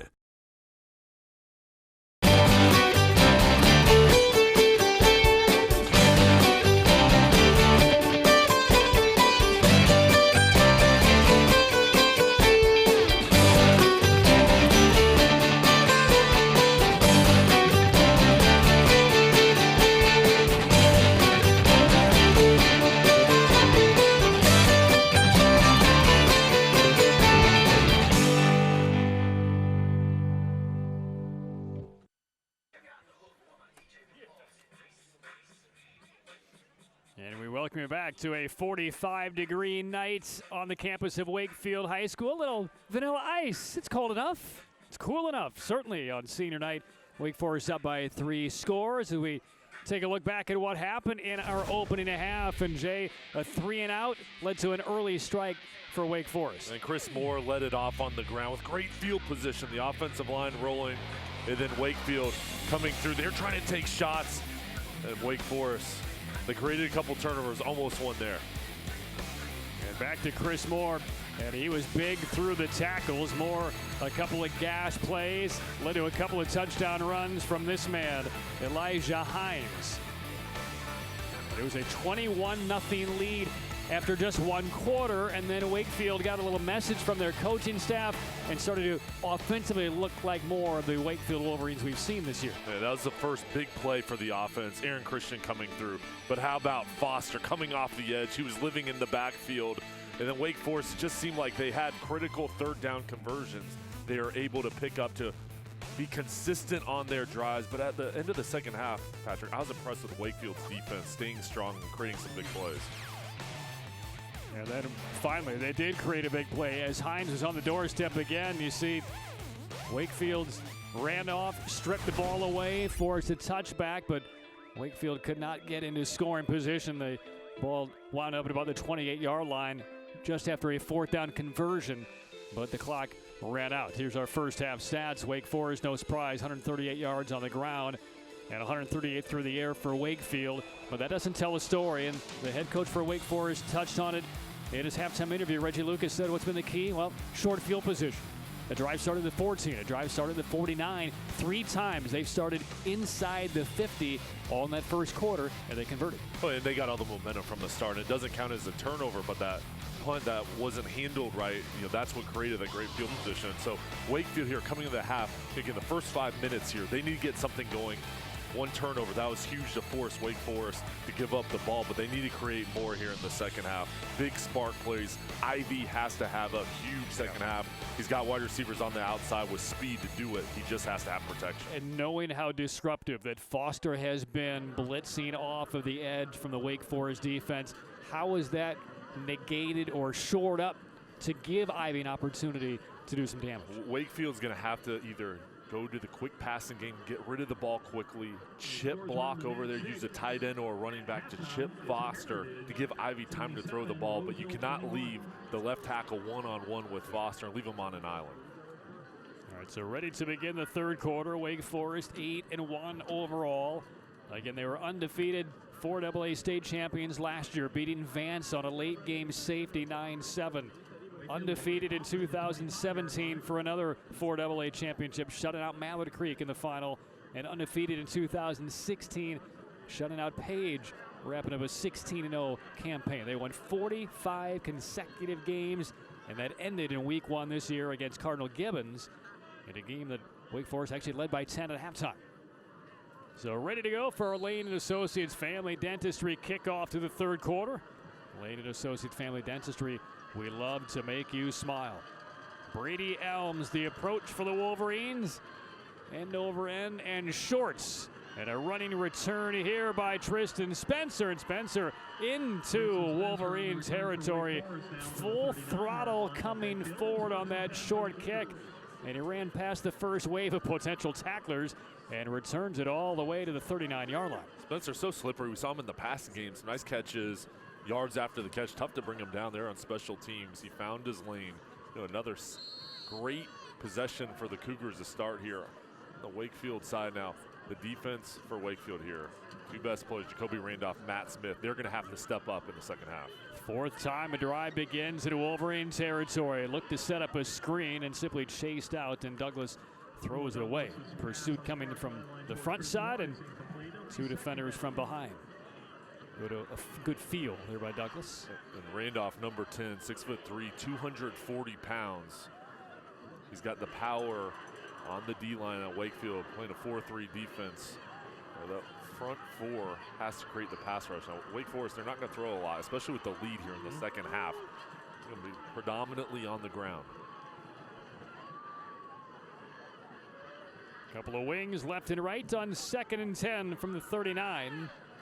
And Douglas spins to his right, brought down right around the line of scrimmage and brings up 3rd down. This is misdirection by the Cougars, but Wakefield not getting fooled. Matt Smith in the backfield. About 3 different guys. Samuel Johnson, the strong safety. Let's make some noise, Wakefield fans. More noise than that. That's one of the few times you'll see the Cougars offense just look like they're kind of out of sort, and the blocks weren't set up, and Douglas was just kind of back there trying to do what he could. 2 very peculiar play calls to begin this third quarter. Play fake. Douglas will throw far corner toward the end zone. Grab is made by Spencer and shouldered out of bounds at the 2. to the 1-yard line. So on 3 offensive plays to begin this third quarter, leading by 21 on the plus side of the field, we've seen Douglas look to throw twice, and that's going against the playbook of the Cougars, but what a throw. And focus by Spencer, bringing it in. And he had all day to throw, plenty of time to get the ball deep, the arm strength to throw it over the linebackers in between the safeties, right in the lap of Spencer. At the 2, 1st and goal. Handoff. This is Moore patiently waiting, finds a seam, and Chris Moore takes it in. And Wake Forest strikes early in the third, just as they did in the opening quarter. And the 3-time defending champs go up by 4 touchdowns. And for Wake Forest, running the ball is what they're known for. But the threat of the pass, with Douglas being the senior quarterback, making good decisions, only 1 interception this year, it helps in the running game so much more. See the offensive line clearing off the edge, an easy lane for the touchdown. And the extra point, good from Riley. Well, the kickoff return set it all up by Tristan Spencer. Made a big catch to take it inside the 5. Moore takes it in. 28-0 Wake Forest. A-Plus Tree and Crane Services has been Raleigh's top tree service since 1996. That's more than 20 years of serving our neighbors. Whether it's helping your family or business recover from a natural disaster, or simply the threat of rotting wood, we guarantee you the safest, most professional experience possible. When it comes to our work, the safety of both our customers and employees are of the utmost importance. So when C+ doesn't cut it, call A+ for the best tree service in Central North Carolina.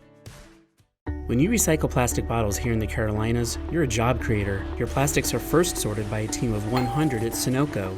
Then a crew of 38 at Southeast Grinding turns those bottles into flake. The flake then becomes pellets at Easy Products, which employs 35, and those pellets are turned into fabric by the 195 employees of Palmetto Synthetics. Recycling plastic bottles here in the Carolinas employs an estimated 3,500 people. Your bottle means jobs.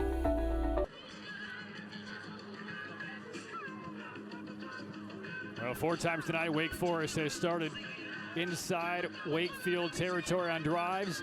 All 4 times they've gotten the payoff. Chris Moore runs it in from 2 yards out, and it's 28-0 Wake Forest, and taking only a minute 3 off of the clock. And the early game uppercut that the Wolverines took to the chin in that span of about a minute midway through the opening quarter, back-to-back touchdowns staggered them then, and this is another body blow absorbed by the Wolverines as we get ready for a Lane and Associates Family Dentistry kickoff. And a short hop picked up around the 10-yard line, and Wakefield trying to give itself decent field position out to about the 25-yard line is where that bunch kickoff return ends. Take a look at that Saltwater Seafood scoring drive, all set up by this kickoff return by Tristan Spencer. He would play in big with a big reception a couple plays later. 56 seconds, 4 plays, 39 yards. There's the catch made by Spencer. And here's the first touchdown run of the night by Chris Moore. 28-0 Wake Forest lead. And the first offensive touch of this second half. Ivy, a pump fake, pulls it back down, runs to his left, got a block, and he takes it over the sideline right around the original line of scrimmage.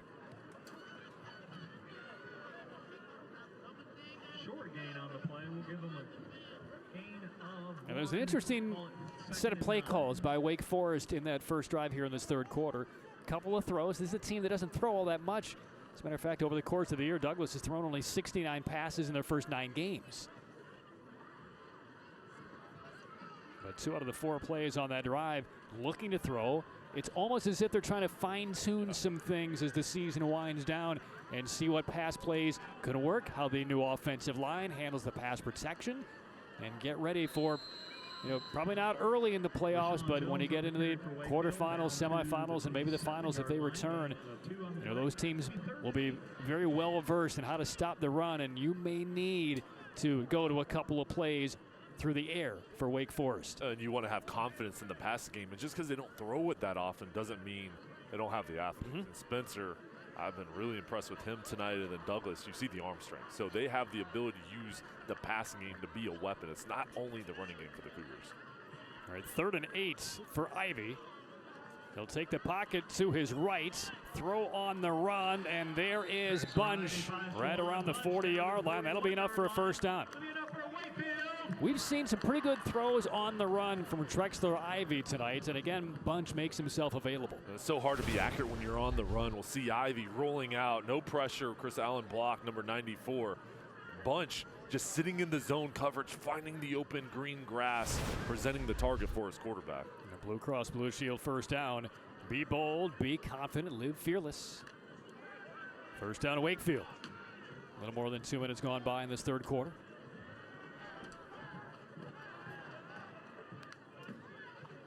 Ivy looking to the left. Quick pass, and the receiver slipped. Bunch on the wet turf. Incomplete. And we'll go downstairs to Aaron. Wakefield QB Drexler Ivy is playing under his 3rd offensive coordinator in the past 4 seasons and with a very young offensive line. But despite all of that, Coach Ward said that Ivy has been flat out outstanding this season. So much so that Coach Ward actually posted some highlights of Ivy on his Facebook page and threw it out to some of his former players, asked them what they thought about Ivy, and they agreed with the coach. They said that he is a really good quarterback. 2nd and 10, little wide receiver screen, bobbled and dropped by Will Lohr. He had the slot receiver ready to make a block for him. That would have been sprung for pretty good yardage. Instead, dropped on this chilly night, and it's 3rd and 10. Hey, that's one of those ones you got to catch it before you run. It's so hard because you see the block getting set up out of the corner of your eye, and Lohr coming towards the ball. He's going to have an opportunity to cut towards the middle. Temperatures dropping down close to 40. We'll be in the 30s by midnight tonight, and you can see with the heavy breathing out there in the field and a lot of breath visible on this first night of November. 3rd and 10. Ivy. No rush. Deep ball. Wants Bunch, and he can't get there. Had a step on Chance Smith. Incomplete, though. And it's 4th down. It's interesting what Wake Forest did there. They're running a 3-4 defense, but usually bringing a 4th guy, meaning number 2 Foster. On that play, they dropped back in coverage. Only 3 guys coming after Ivy. Plenty of time for him to throw the ball. Now, everybody was sitting back in coverage, but they still allowed Bunch to get behind them. That play was there for a touchdown. The ball just a little bit too long. So Brady Elms again, who's been under duress punting tonight. Sends a high spiral, and retreating is Spencer. First man misses. This could be danger to the 30. And I don't think the knee went down. He gets back up, spins away, and finally, ultimately tackled around the 40-yard line. I think the Wolverines thought they had him down a couple of times. But Spencer, as you mentioned earlier, very elusive. See him come through here and made a Mitchell man miss. And then this is just being an athlete. I mean, right here, let's see. Did the knee go down? Looks like the behind might be down, which means the play should have ended right there, but he sold it well. The hand warmer definitely did it. That was sitting on his backside. That definitely touched the grass. Good balance, though. First down, Cougars up 28-0. Pass into traffic, and a sliding catch is made by Moore. Now the back judge comes in and says no, incomplete. Actually is ruled incomplete. There is a flag on the play. Penalty marker down back at the line of scrimmage.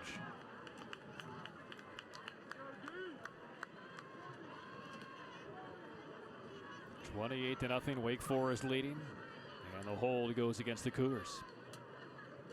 Well, for Wakefield, they come in 5-4, 1-2 in NAC 6 play. They close against Knightdale next week, and Knightdale going into tonight one of 2 winless teams in the conference. And Wakefield trying to get back to the playoffs for a 2nd year in a row. They were knocked out in the first round by Fuquay Arena last year by a couple of points, but they made the playoffs last year after going 0-11 in 2017. So they're on the rebuild. They made some strides under first-year coach James Ward. After the holding penalty, handoff to DJ Sellers. And Sellers hemmed in on that right sideline for a couple of yards. 2nd and long. Gain of 4 on the play. You know, there are some conferences, sorry Jade, around the state of North Carolina where you can make major, long, Neil Armstrong-type strides from year to year. Not in the NAC 6, not with the teams at the top of the table here in this league. So it needs to be just steady, gradual, incremental progress. And out to about the 35-yard line. Let's go back downstairs to Aaron. Patrick, you're talking about new head coach Ward here at Wakefield, and after 22 years at Bedingfield High School, this was the first job he ever applied for. He said that it was just time. He felt like the situation was right. He said that he told his former players that their goal is to go D1 in college, and for him, this was the equivalent. He said with 4 competitive schools in this area, Wake Forest is like no other area in North Carolina. Faking Douglas. Throwing deep, has a man. The catch is made by Sanchez. Inside the 20, makes a move. Sanchez takes it in. Touchdown, Wake Forest, 64 yards. The first touchdown reception of the year for David Sanchez. How many tight ends do you see with the speed of Sanchez? Great pitch and catch. And you see the athleticism take over. This is a bomb by Douglas, throwing it over top the secondary. And here's Sanchez cutting back and forth, getting involved in the passing game. Get some nice blocks, especially in the first half near the goal line. Only a 10th grader. What potential for the tight end. Riley for his 5th extra point. And we talked about maybe fine-tuning, sampling to see what the passing game can bring when they need it. It stuck out like a sore thumb in the third quarter. 35-0 Wake Forest.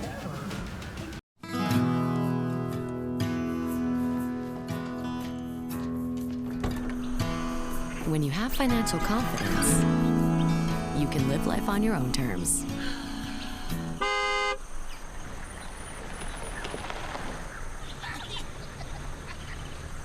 No matter what.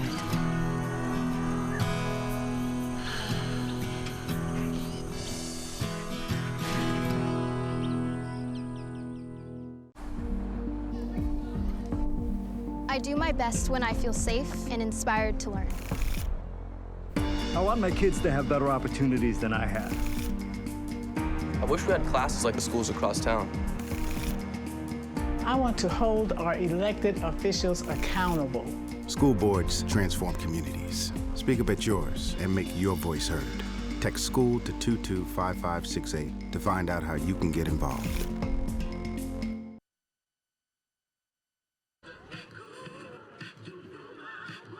A 64-yard touchdown strike from Douglas to Sanchez, and it's now 35-0 Wake Forest.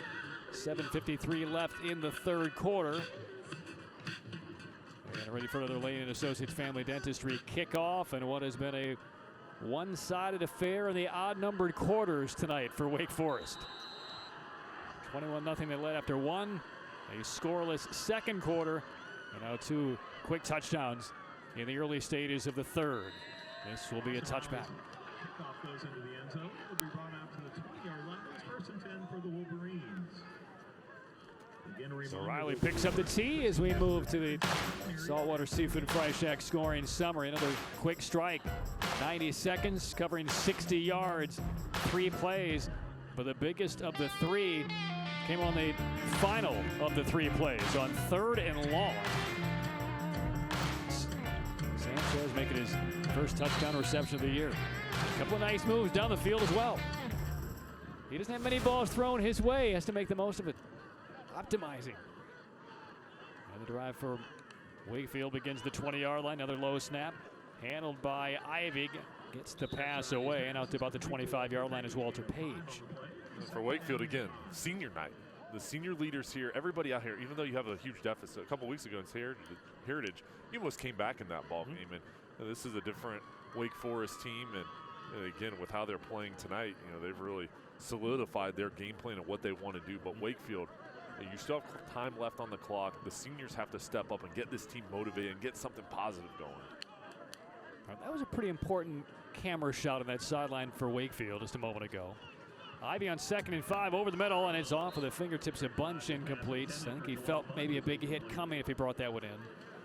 But that shot on the sideline showed a lot of the Wakefield players still engaged with the coaching staff in what has been just a dismal night on senior night. Last time we put on the home uniforms in the regular season here.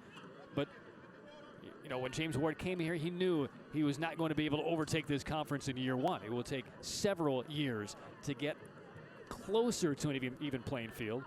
But these are the nights where you continue to make progress. Oh, yeah. Instead of risking losing your team for the rest of the year. Right, and you're building your culture right now. You're building your philosophies, what you want your team to run, and how you want these guys to build that foundation. And that's playing 4 full quarters, no matter what the score is, and continue to get better and executing, even when you've got a steep mountain to climb. Penalty on that incomplete pass goes against Wake Forest. It's a first down, and back to the ground for Barantz. Met right at the line of scrimmage. Maybe got a yard as we throw back downstairs to Aaron.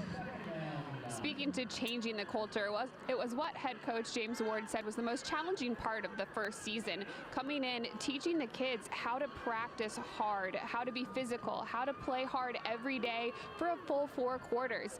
He said that that's what they needed to do in order to win. And it was also about getting his players to believe that they deserve to be in the playoffs every single year.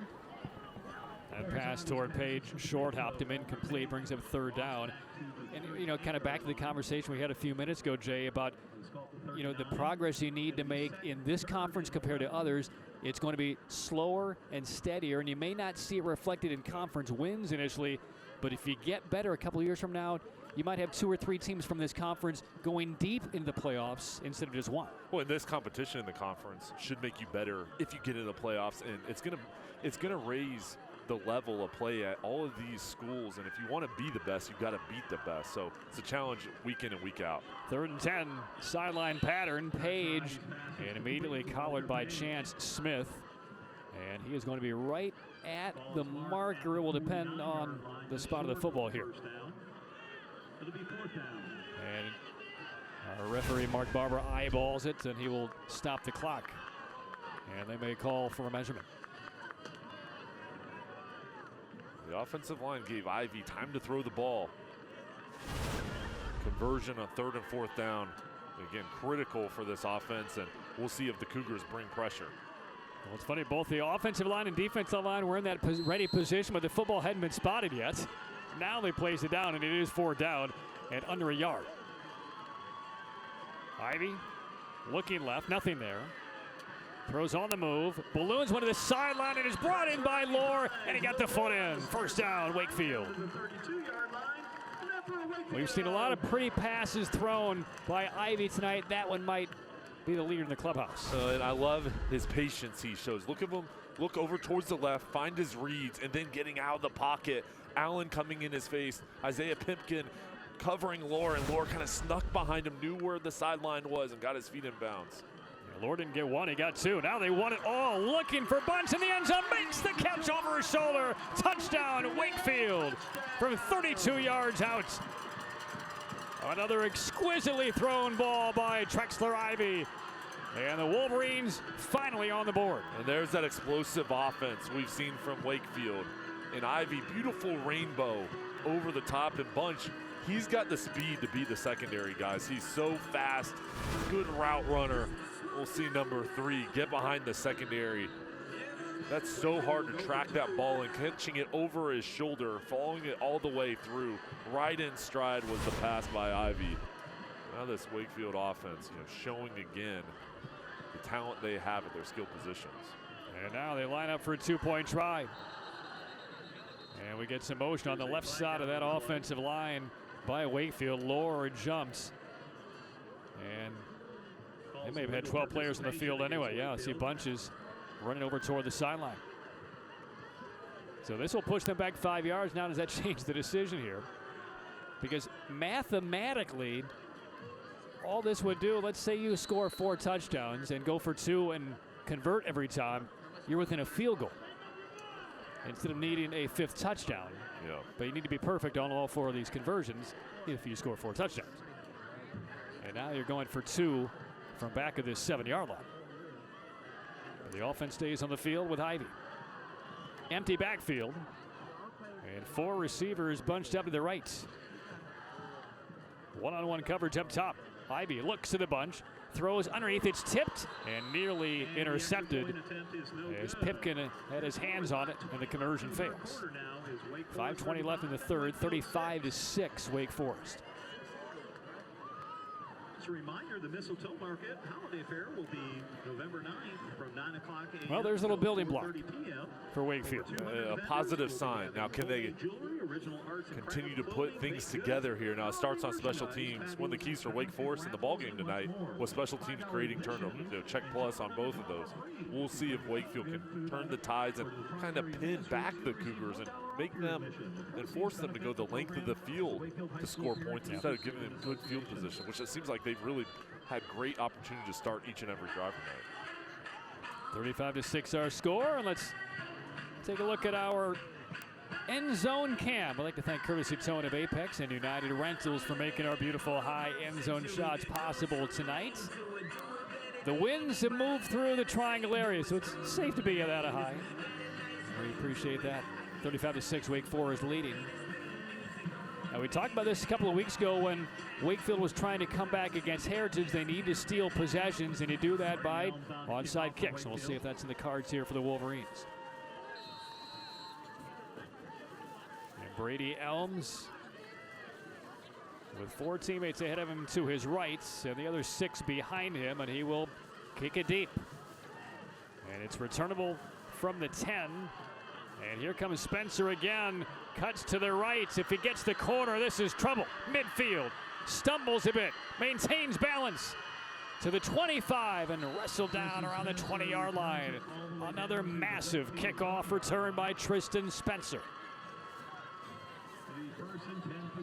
And whatever hope there was for the Wolverines on covering on the kickoff, as Spencer may have injured himself on that run, it was dashed. Another big kickoff return. Here's a look at our Lane Associates Smile Cam, brought to you by Lane Associates. We'd love to make you smile.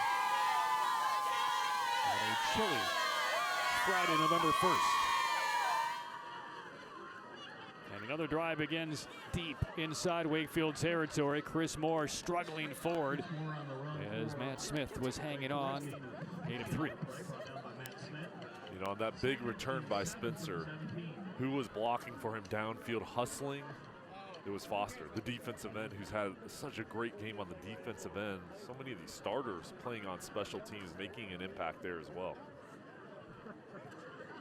It did look like Spencer maybe was dealing with a knee or an ankle issue as he finished off that kickoff return. 4-yard game on first down. Sellers to the right and try to cut it back and couldn't do it. Alexander, first man on the scene, number 5 for Wakefield. And here's our Saltwater Seafood and Fry Shack scoring drive. First of the night for Wakefield. A couple of well-thrown balls by Ivy, including this one for their first touchdown. Bunch brings it in 32 yards out. 6 plays, 80 yards, just 2:33. 3rd and a long 5 for Wake Forest. Inside 4 minutes for the third. That jump was not called, and they run off right tackle, and will be about a yard and a half short. So it will be 4th down. Hines for about 3. And back inside the Wake 86 at green zone. Help keep Wake County litter free and 86er trash. And we'll see what Wake Forest does here with a 35-6 lead. And the field goal unit comes on for Wake Forest for the first time tonight. So Austin Riley will measure it off. And this will be a 29-yard attempt for Riley to make it a 32-point lead. And the kick on the way, plenty of distance, and Riley splits the uprights. From 29, Riley connects. And it's now 38-6 Wake Forest. And Coach Lucas has a lot of confidence in Riley in the kicking game, and his range about 45 and in. An opportunity to come out here, get some get a chance at 3, and now 38-6, Wakefield getting the ball back. You know, again, they can't look at a scoreboard right now. They've got to focus on themselves, build on that last drive, expose the passing plays now. You got to mix in the run a little bit, but this is going to be predominant passing second half for the Wolverines. And again, I don't think that field goal was done to put this game out of reach. I think more what we saw with the passing game, something you may need down the road, and you want to put Riley in a spot and in a position where, hey, let's go make a kick. We may need you once the postseason hits, and he connects from 29. Especially, too, Patrick, with the cold weather, to get some experience and get in the ball game and get 3 more on the board. All right, 38-6 our lead for Wake Forest. And a reminder, coming up, our Saltwater Seafood and Fry Shack catch of the game. That'll come up in the 4th quarter tonight. Come see us and check out our catch of the day. A couple more candidates in this second half, including 2 by Wakefield on that last possession. And they will get it back, trailing 38-6. And here is Riley in his approach. And it is a good kick. Wind will hold up right around the 2-yard line and returnable here for Wakefield. Cutting past the 20 to the 25. Bunch gets the sideline and nearly escaped. But he could not break free of Foster's touchdown saving tackle by the shoestrings. Scores from around the conference. In the 4th quarter, it's Roseville 28, Heritage 27.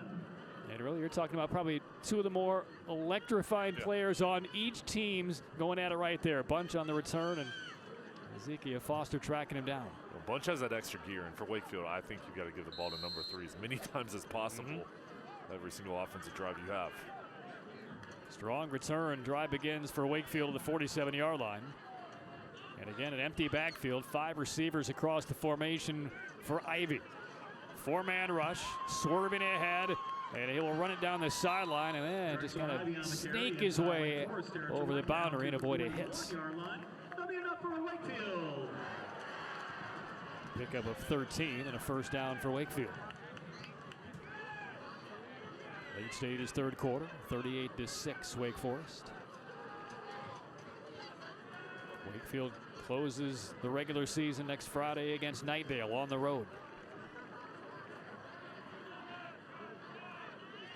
2 of their 4 losses by 5 and 6 points, respectively. And Ivy in trouble, somehow escapes, still looking to throw, and up for grabs inside the 20, tipped, and caught by Lohr. He came down with it, and now look out, penalty markers are thrown, and his hands and shoulders and maybe punches potentially thrown right there. What was strange that Lohr had made the tip catch. He's on his back with the football, and then whatever happened was behind Lohr, involving 3 or 4 players there. Unbelievable, and Ivy took a shot as well as he threw the ball. Well, you're starting to see some character and some courage by the Wolverines here in the second half. That's the first down run by Ivy, and on that last play was the one where he just escaped what looked to be maybe a sack with a tackle up around the neck, but he wrestled his head out of it, got out of the headlock, and then threw a ball just to a territory and trusted Lohr to go up there and somehow make a play. And now, meanwhile, Mark Barber and his crew try to sort out what they saw. I don't know if they saw punches or what it was, but it was called very quickly, and if there were punches, we might see an ejection or 2. And we get a personal foul on Wakefield. And we'll also get a personal foul on Wake Forest. They will offset. And we'll take a look here, see what happened in the back end. But let's admire the tip catch by Lohr first, and then check out what happened after. Great concentration. We'll see Ivy again wrestled by Allen, taking the shot, and then the rainbow. Let's mark the ball at the 16-yard line. I think it was involving Rashawn Jones was there. And Spencer, number 6. I mean, that escalated from 0 to 10 very quickly, did it not? And all the while, great concentration by Lauer. Ivy to the sideline. Page has it and stood up around the 5. He still wants more. And he maybe got an extra yard to the 4-yard line inside the Wake 86 in green zone. Help keep Wake County litter free and 86-yard trash. And here come the Wolverines again. Scored a touchdown on their last drive about 3 minutes ago, and they're inside the 5 a couple of minutes later. key on all these passes is you see Ivy time to throw the ball, clean pocket, pinpointing his wide receivers. And a timeout taken by Wake Forest. 1:56 to play, third quarter. 38-6. Cougars on top of the Wolverines. And Wakefield inside the 5 with a 1st and goal. And I like what Wakefield's done, showing signs of life, not giving up. I mean, this is a huge deficit, again, on their home field, fighting, creating explosive plays. And they haven't really used the running game. After the first quarter, they saw they haven't had success, so they're going strictly to the passing game. The defensive line knows it. The O-line knows it for Wakefield. They're able to hold up more and give their quarterback time. Yeah, I think to me that's probably the most impressive thing about Wakefield is what we've seen after they took another couple of shots with touchdowns early in this third quarter from the Cougars. And this is really the second time tonight that we've seen Reggie Lucas call a timeout after his defense either gave up a big play or made some mental mistakes. And I think the mental mistake was probably 2 plays ago with his team kind of getting in a little secondary melee after that tip catch by Lohr. They're allowing some plays in the passing game right now. They're playing zone coverage, which means they have more defenders falling back. Many times they're having 8 defenders fall back. Wakefield sitting in the zones, though, presenting themselves, and Wake Forest not recognizing time to get to the ball. So this will be 1st and goal for the Wolverines at the 4-yard line. 3 receivers to the top, 2 to the bottom. Ivy calls his own number, sprints ahead, and no arms up yet. Yes, now it's signaled. Touchdown, Ivy and Wakefield. Spread the formation. Ivy on the keeper. Takes it in from 4 yards out. And the Wolverines, 2 touchdowns in their last 2 possessions. And it looks like they're going for 2 again. And I like how Ivy saw the lane. It was aggressive. He didn't hesitate, and he attacked the goal line. The quarterback design draw will see him on the left side and then being physical, following his offensive line and diving just far enough to get over the goal line. And they will go for 2, and we saw them go for 2 a couple of minutes ago. They had a penalty that pushed them back to the 7, and then misfired. Trying to get those 2 points back. Man in motion, low snap. Ivy has a quick toss and it's behind the receiver and incomplete. And no markers down. One in Nehemiah Jones, but covered well by Peacock. So 2 touchdowns, no PATs, and it's 38-12. Wolverines trail by 26. That was the right idea, going towards Jones. There's one-on-one coverage, but Peacock got to the inside. Was physical at the line of scrimmage and messed up the timing on the route. Now let's go downstairs to Aaron. Patrick, Wakefield continues to go for 2-point conversions, maybe because their kicker is hurt. Jacob Morton suffered a contusion in his kicking foot last week against Corinth Holders. Morton came into this game determined to play. However, he is on the sideline with a boot on his right foot, which is his kicking foot. Coach Ward said he's a tough kid, but unable to go today. All right, thanks for that update, Aaron. That makes a lot of sense. 38-12, Wake Forest leads. Minute 48 left in the third quarter. Well, we did not see an onside kick after the touchdown at the 5:20 mark. Will we see it now? 1:48 left here in the third quarter.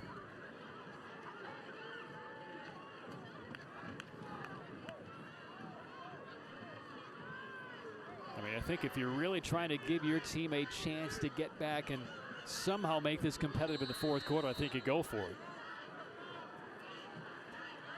And we'll see what the decision is. Elms the approach, and he will kick it into his own sideline for some reason. Well, there's no onside kick and no deep ball, and geometry failing a little bit right there.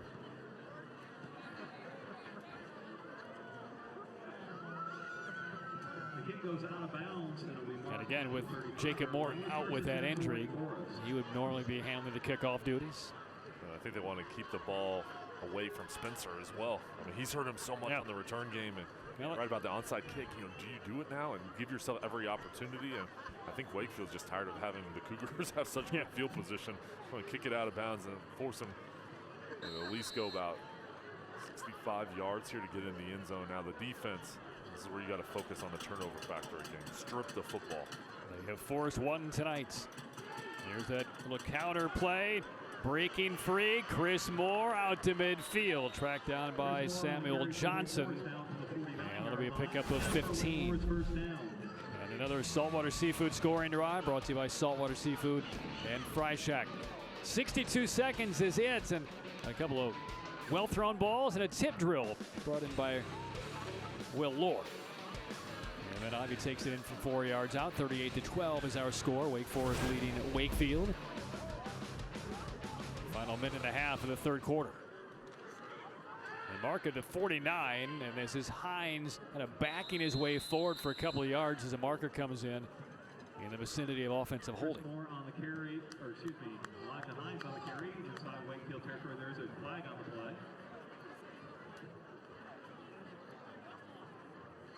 Well, comparatively speaking to the other Friday Night Rivals games that you and I have done this year, this has been a relatively infraction-free contest. And it's a chop block instead of a hold, a chop block on Wake Forest. And that's what you hope for both teams. You get some of those penalties out of the way in the early part of the season. Now we've seen a lot still each week by every team we've called. It seems like a lot of penalties, and the team's still trying to figure out their way as far as that goes. But you're right. I mean, Wakefield here, Wake Forest, both sides at halftime only 8 total penalties. Wakefield 5, Wake Forest 3. So these guys cleaning things up and being disciplined. Well, that chop block moves the football all the way back to the 35-yard line. Still first down, but they need 24. Douglas on the option to the right. Couple of blockers. Oh, it took a massive hit right at the 41, and he didn't budge. Sasanya stood him up. And there's Sasanya. Oh, he may be hurt as well. Runs away, tosses off the helmet. And I think it's maybe a stinger here for Sasanya, who levied that hit on Douglas. I mean, he squared up Noah Douglas. And I thought for a minute he was running away in celebration. I think he was running away in pain. That was a huge collision with Douglas and Sasanya going against each other. And meanwhile, I think Douglas is down on the other side of the field. So running the option. See the hit come up right here. And the ball came out a little bit as well. Douglas was still on it. I mean, Douglas is running at a full head of steam, and number 20, Sasanya, comes in and just stops him dead in his tracks. And then Sasanya kind of leaves, clipped a teammate's helmet on the way up, and ran off. And he started to kind of shake out that right arm, which tells me maybe it's one of those hot stingers you get down your shoulder and through your arm. But concern as well on the other side of the field to Noah Douglas of Wake Forest. And we see Douglas, number 5. So Douglas is okay now on his knee with the rest of his team as we wait on Sasanya, who is still being treated around the 20-yard line.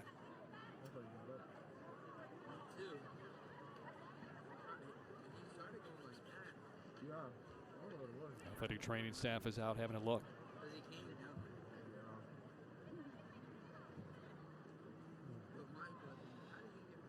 I mean, anytime you make such a solid hit like that, you're worried about the head, you're worried about the neck, and you see right there in the middle of his face, and there's blood on the lips, blood near the nose, and that right arm is not moving. And boy, let's hope Sasanya's okay. He is awfully woozy, assisted off of the field for the Wakefield Wolverines. But he's aware and walking off under his own power as we take one more look. And again, this is the dangerous part of football, just the physical play, the contact. And this hit, I mean, both guys going full speed. It's good to see him walk out the field. Hopefully he'll be okay, but again, that was both guys going head to head. He's just a junior, so Sasanya delicately sits down. The athletic training staff will examine him further as we now resume game action. If we get an update on the condition of Sasanya, we'll certainly bring that to you. Douglas swings it out, finds Moore in the backfield. Couple of men miss, and Moore thrown forward out near midfield by Heaton and company. And they're back to around the original line of scrimmage. That was a tough catch. He kind of caught it on his hip and then made a couple guys miss. Now let's go. We'll go back to that one hit here for Sasanya. So there's the initial hit, and I mentioned as he stands up, he kind of catches helmets with Matt Smith, and That might have also been part of Looks like the ball part of the injury. Well, so the third quarter clock will wind down, and we'll head to the fourth here in Wakefield. Wake Forest in charge, up 38-12. This is a murder mystery of epic proportions. You get this picture of a jealous guy, thinks she's got a lover, and bang, she's dead. What possessed you to do that? Could this be a murder for hire? When you've got something that was this bad, somebody's got to pay. Dateline. Weekdays at 12 on MyRDC.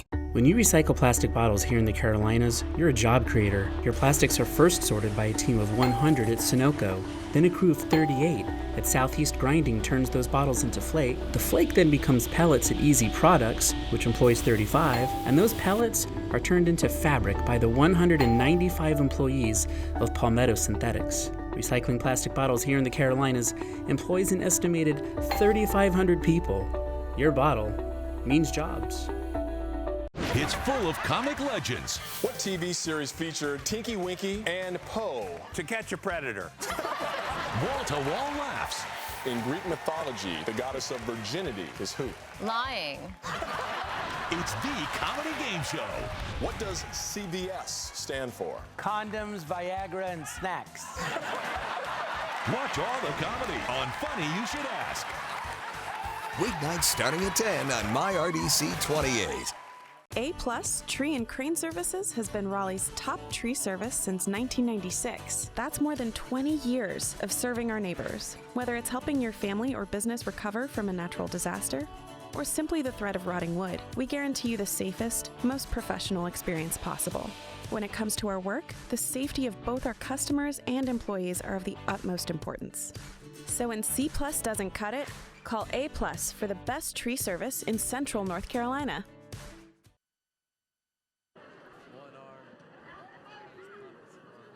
Ready for fourth quarter action from the campus of Wakefield High School in Raleigh, North Carolina. Or the three-time defending 4AA state champion Wake Forest Cougars in control. Up 38-12. This is a 3rd and 10 play, and on a slant off of the fingertips and incomplete. Looking for Chance Smith. And it's 4th down. Smith had an opening. It was a slant route over the middle. The ball just a little low. And so tough catching those low balls at full speed out in front of him. You know, the Wakefield defense, Patrick, much better the second half. Doling out some punishment as Riley punts it away. This will land at the 20, take a Cougar bounce, and will stop dead at about the 11-yard line. 38-12, Wake Forest on top of Wakefield. Wolverine football.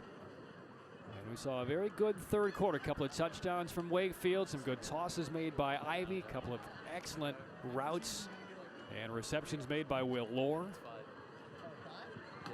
So if nothing else, Wakefield's offense can leave this game tonight feeling better about the offense at the end compared to where they were in the first half. And build some momentum going into next week's ball game, the last regular season game of the season. And you know, to start off the ball game, they gave up some turnovers, bad field position, but to maintain that confidence and that focus, you know, especially here into the fourth quarter, is important when you're building a program.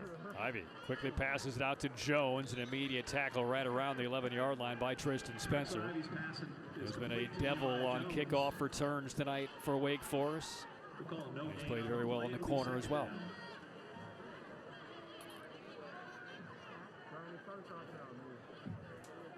Second and 10.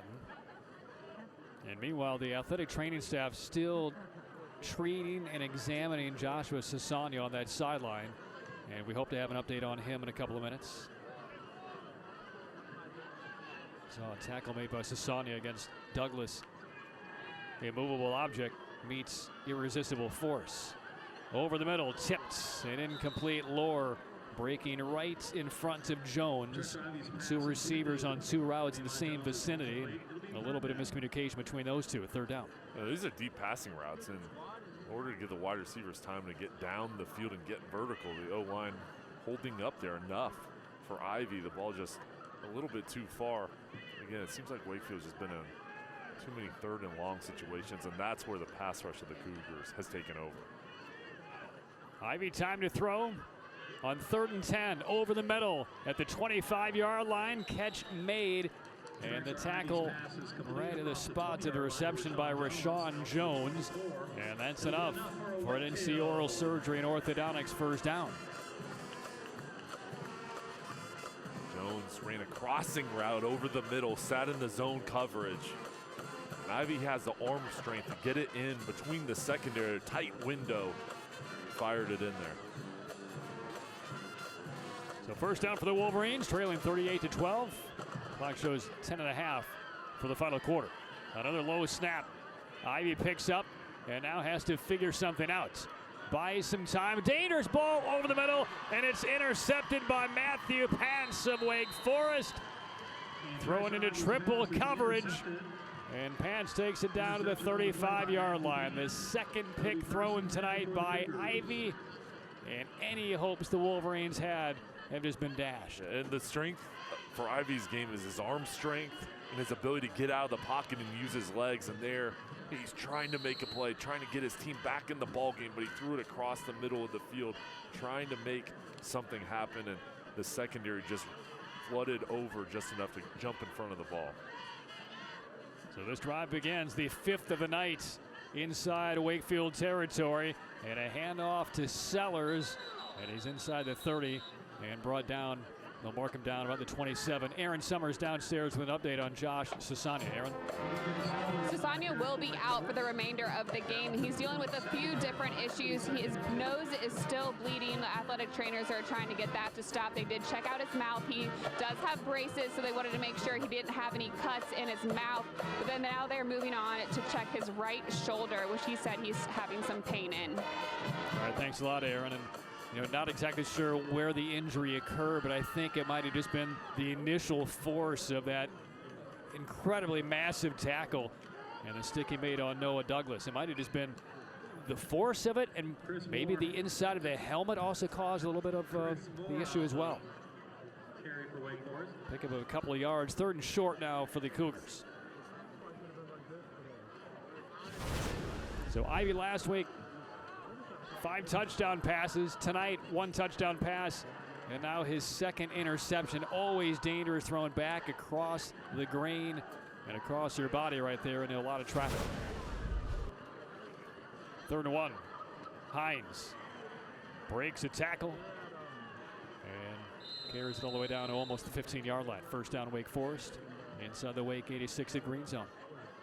I always love to watch both teams, the offense and defensive line, especially in the 4th quarter when the weather's cold. You see which guys are still fighting, and when you're beating on each other all ball game, see who's playing hard. And I know that's something the coaching staffs for both teams, they want to see who's focusing, who's finishing plays, who's still playing to the whistle. That's what the coaching staffs look at, in preparation after the ball games for the week of practice. Douglas hands off. This is Sellers inside the 15 for a couple. As a player, you're always getting graded on every single play, no matter whether it's the first or last play of the game. And that's how you earn your spot. That's how you get better, is closing out ball games on both sides. Wake Forest, they want to continue to play with their tempo they've been playing with for this whole game. And Wakefield, they want to continue to fight and gain something for the game against Knightdale next week. 8 minutes left in the 4th. Hines down to the 10. Emphatic tackle by Wesley Heaton, and Hines slow to get up. And that's another guy we've seen from Wakefield tonight. I mean, he puts you on notice. Whenever Heaton wraps you up, you know it. Heaton, one of the defensive captains on this Wakefield side. 3rd down and 5. Well, if there's good news on that sideline for the Wakefield defense, Joshua Sasani now is kind of sitting by himself, and the 5 or 6 athletic trainers, the student assistant athletic trainers, and some coaching staff and teammates, they've all kind of left Sasani, which is a good sign for his recovery. Pass to the left side of the end zone, incomplete. And that will bring up 4th down. Broken up by Rashawn Jones. Brent Dorenkamp, the athletic trainer down there, giving him a lot of attention. And whenever athletic trainer, the doctors, leave, that means everything's secured. So it's good that he's okay. And he's played a great ball game. It's unfortunate to see the injuries, but at least the result wasn't anything worse. And we saw Riley connect from 29 yards late in the 3rd quarter. This will be from 27 off the right hash. And Riley has another one. 7.5 to go in the 4th quarter. Wake Forest tacks on 3 more and on their way to a 9-1 campaign, leading 41-12. This is saltwater seafood owner Mike Earp. This is Beach Mike. Nice shirt, Pa. He likes to be close to the ocean. And this is Fresh Mike. Freshness is important to Mike. These Mikes get fresh seafood delivered every day at Saltwater Seafood. Be like these Mikes and get your fresh seafood here too. And visit the Fry Shack where Debbie will cook up your order to go. Come see us at Saltwater Seafood. Saltwater Seafood is owned and operated by Mike and Debbie Earp. Don't just throw a tailgate, own the tailgate with a Bojangles Big Bow Box. Only Bojangles brings the flavor to every tailgate with mouth-watering chicken, fresh buttery biscuits, flavorful fixins, and freshly steeped legendary iced tea. Because how can you expect to win the game if you don't win the tailgate? Feed all the hungry tailgaters in your group with an 8, 12, or 20-piece Big Bow Box. Bojangles, it's bow time, y'all!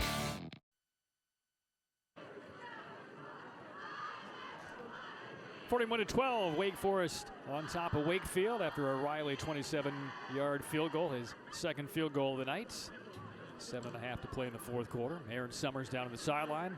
Patrick Keenis and Jay Sonhalter up here in the booth. And Jay, we haven't talked a lot about it, but this is basically a little homecoming for you. You spent your senior year of high school here on this campus at Wakefield, and one of the first times you've been back. Yeah, 03, and Steve Rivers was our head coach, back then Philip Rivers' father. And I actually only played 1 year of high school football, and great experience, great memory, so many friends, and the whole community here was so great to me, and again, special to be back.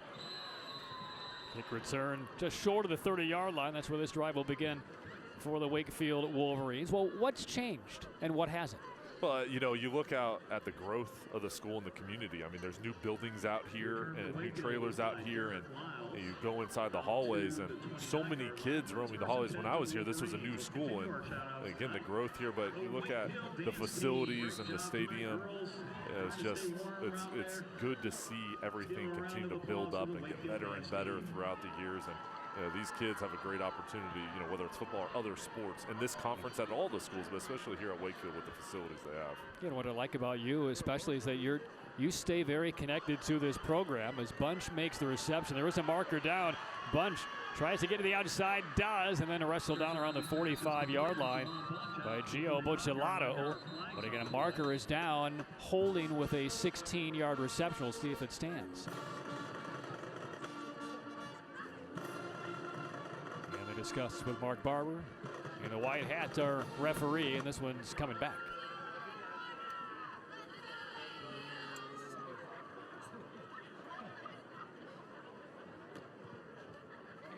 And it's a hold against Wakefield. 41-12, Wake Forest leading. Here's our Saltwater Seafood scoring drive, brought to you by Saltwater Seafood and Fry Shack. 25 yards, 6 plays after the interception by Pans, and led to a 27-yard field goal by Austin Riley. Riley has had a busy right leg tonight. 5 extra points, a couple of field goals. And with 7:14 to play in this final quarter, it's 41-12 Cougars.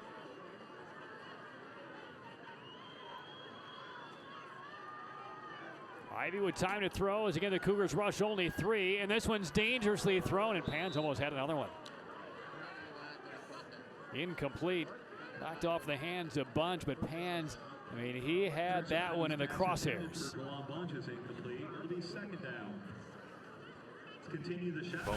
Bunch trying to come down with it as well, and we'll see this ball up for grabs. Oh, Bunch almost did a Odell Beckham on his back hip there. You know, and a point for Wake Forest. You know, this is a Wake Forest Cougars team, state champion. You know, they know how to have deep playoff runs. And you look at this year, a lot of injuries, a lot of new guys. That first game of the season against Gibbons, they lost that ball game, ended the streak. And the run they've been on and the improvement they've shown, kind of shorthanded with injuries, it's been impressive. Ivy sprints this one to the sideline right around the 30. Good coverage downfield by the Cougars. And Aaron has more downstairs. Aaron? Yeah, after Wake Forest lost that first game of the season, it broke their 45-game win streak. And Coach Lucas said he reminded his team that nothing lasts forever. He knew that eventually the team was going to lose. However, the key was not to let that one game define the rest of their season. Throughout the season, with the injuries that they've had, Coach Lucas said that his team has done a really good job dealing with the adversity and coming together, no matter who's on the field, knowing that they can still perform. And the one thing I like about that shot that we haven't really brought up, the entire coaching staff wearing the same outfit. It's almost like a David Letterman, you know, the tan slacks, the Dockers, and the black shirts. All four of them standing side by side. I like it. 6:52 left, fourth quarter. 41-12, Wake Forest leading, third and long for Wakefield when we return.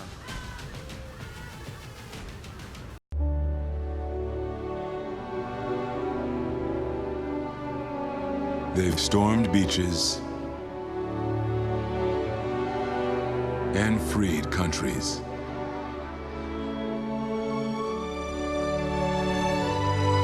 Protected the weak and defeated the strong. Shown courage and compassion. They've raised our flag and our hope.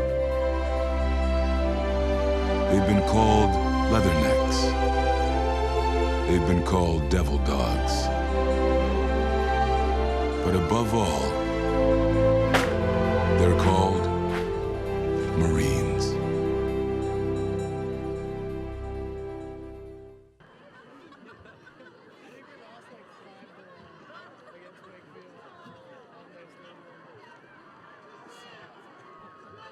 .6:52 left, fourth quarter from Wakefield. Wake Forest with a 41-12 lead. On their way to a 4-0 start to the next 6. Yeah, this is a 3rd and 11 play for the Wolverines from their own 29-yard line. Ivy to the right sideline. That pass got through. And with the effort, that'll be enough for a first down. Walter Page has had a pretty active night tonight, especially right around the sidelines.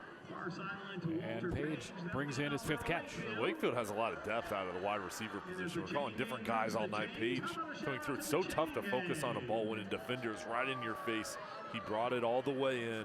Good route near the sideline to bring in the first down.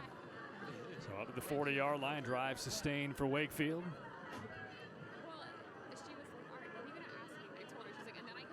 Ivy 5 yards deep, takes the shotgun snap and looking for Sean Jones and hits him right in stride. Beautiful throw and catch. And tackled inside the 40. And that'll be a gain of about 24 yards. A reminder coming up a little bit later in this final quarter, our Saltwater Seafood and Fry Shack catch of the game. Come see us and check out our catch of the day. It's moments away in this fourth quarter. Wake Forest on top 41-12, inside 6.5 to play.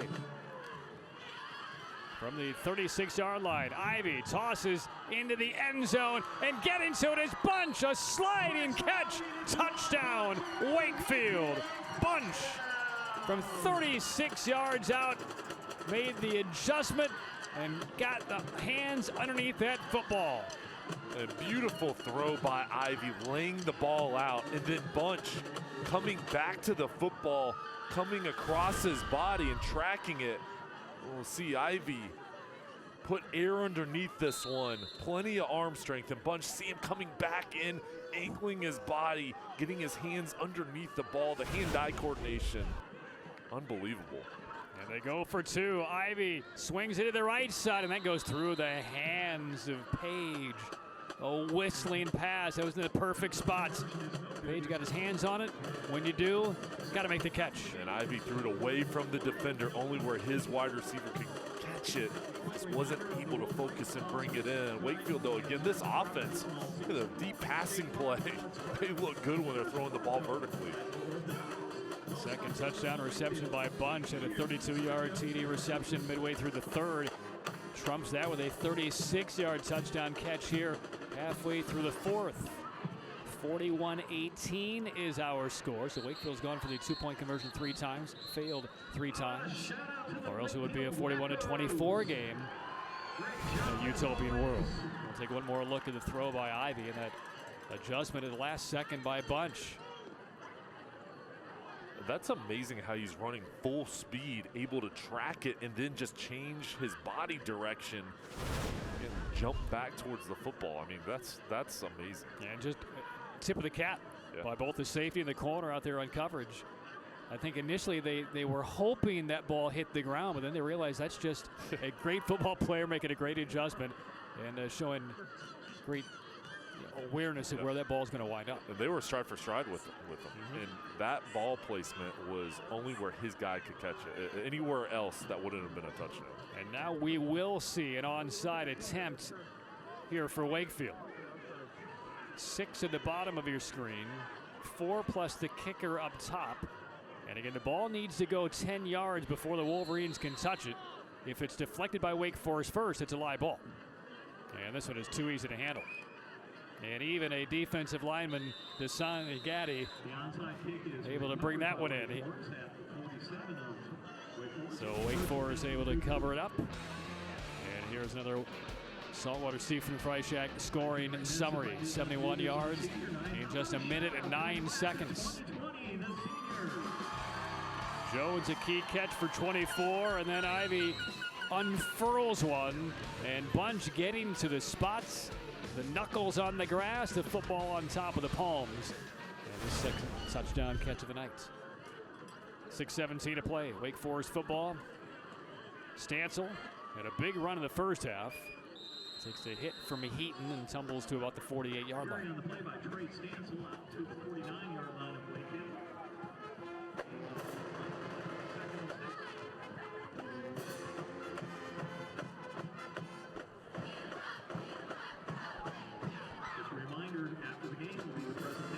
A good crowd tonight on both sides. Wake Forest brought hundreds of fans, packed the bleachers they have across the way behind their sideline. Most of them remain. Little inside handoff here to about the 44-yard line. Heaton covers up another tackle. That'll be a gain of about 4 yards for Sellers.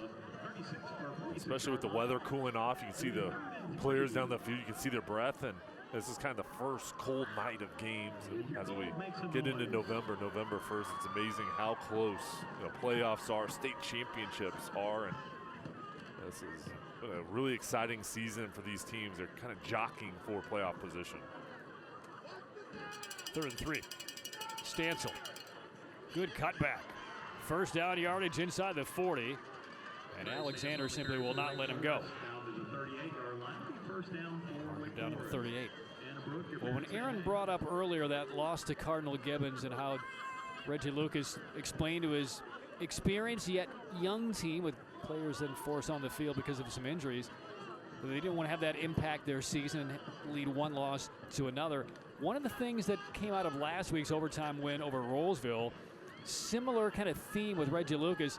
He said ordinarily after that 2-point conversion stop that led to the overtime win 31-30 over Rollsville, he said over the last several years, if we win a game like that, we get up, we handshake, it's just Wake Forest football. You're not too excited about it. You're very professional about that win.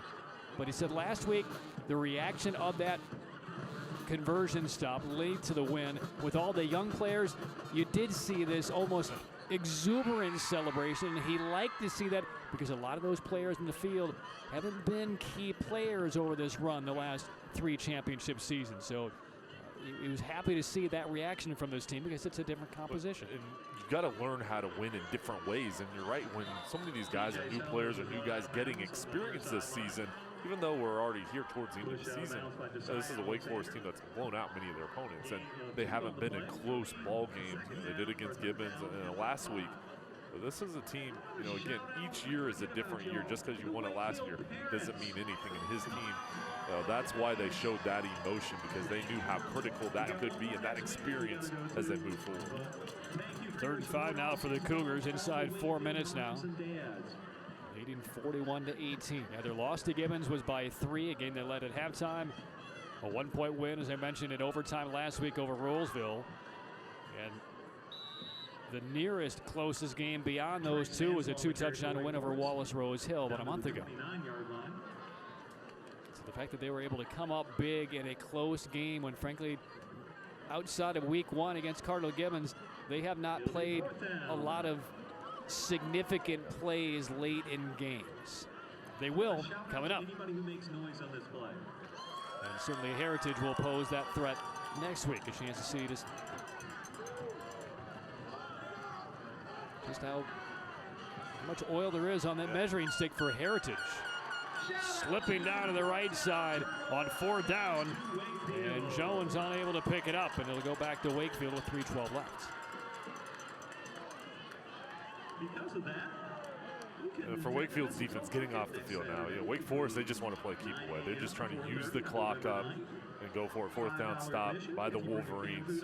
It's good to see, again, the hustle continue to fight out on the field. 41-18, Wake Forest on top. And let's take out a look tonight of the Saltwater Seafood Fry Shack catch of the game. We saw a lot of this tonight from Trexler Ivy, improvising, throwing it up for grabs, and how about the tip catch by Will Lohr on his back with a defender draped on him. Guys all over him. He was able to focus all the way in as he was sitting down on the ground. I had no idea how he caught the ball. That was an amazing play.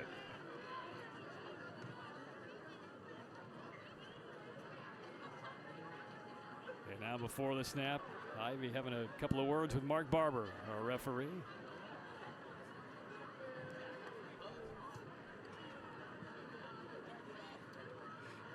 Yeah, they're asking the play clock to be turned off up here in the press box. Use your internal clock the rest of the game to count down. Yeah, the play clock at the left end of the stadium, the direction the Wolverines are going, that play clock shows 1 second, as now does the one behind Ivy. And now they're saying to turn it off, and the representatives up here in the press box are saying it is off, but the number is still up that says 0-1. And they will keep the timing of the play clock down in the field. So here we go, 1st down for Wakefield, and what very likely will be their final possession of the game.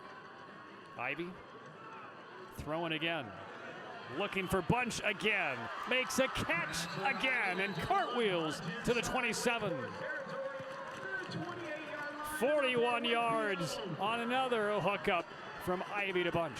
Bunch, 5'9", really reminds you of Steve Smith out there, the former Carolina Panther, the way he's going in, making big plays, jumping over defenders. We'll see double coverage. Look at him kind of box out the defender, focus on it all the way into his lap. Another explosive play. Well, how about that dismount by Bunch? 1st down.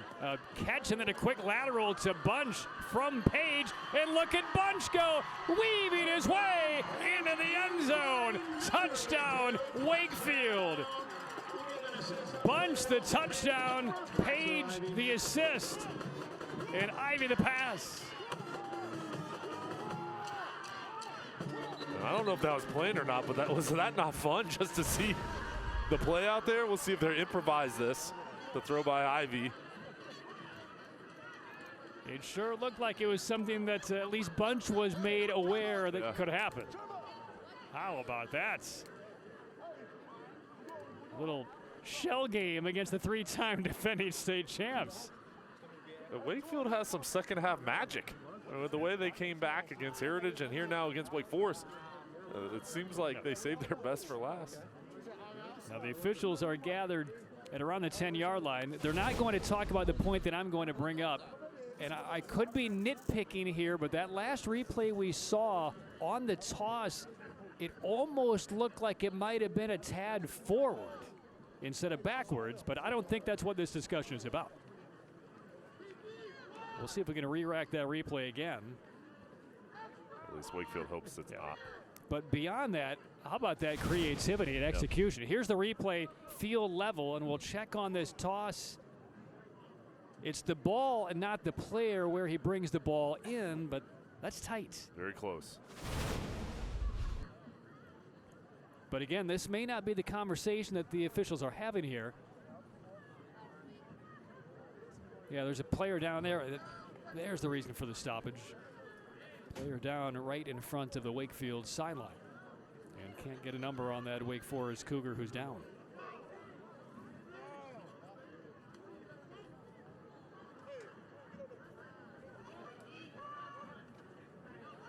So a bit of a pall cast across the stadium with 2:45 left.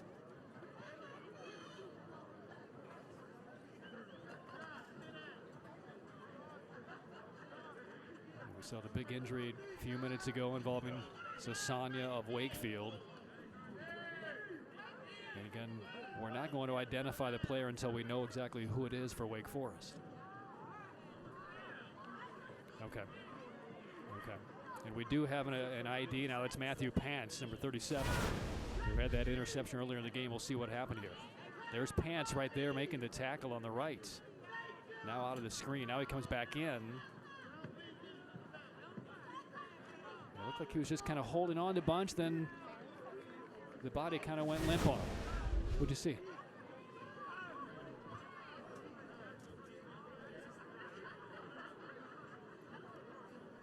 All right, let's go downstairs to Aaron, see if she can fill in some holes. Patrick, it looks like they're looking at his right shoulder collarbone area.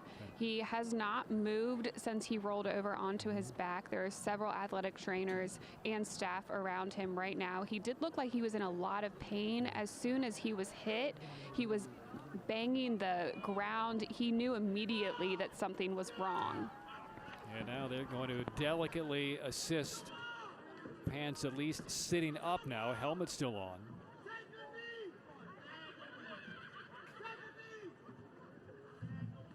Yeah, they do look to be feeling around that right shoulder, clavicle area. And now he's up to his feet.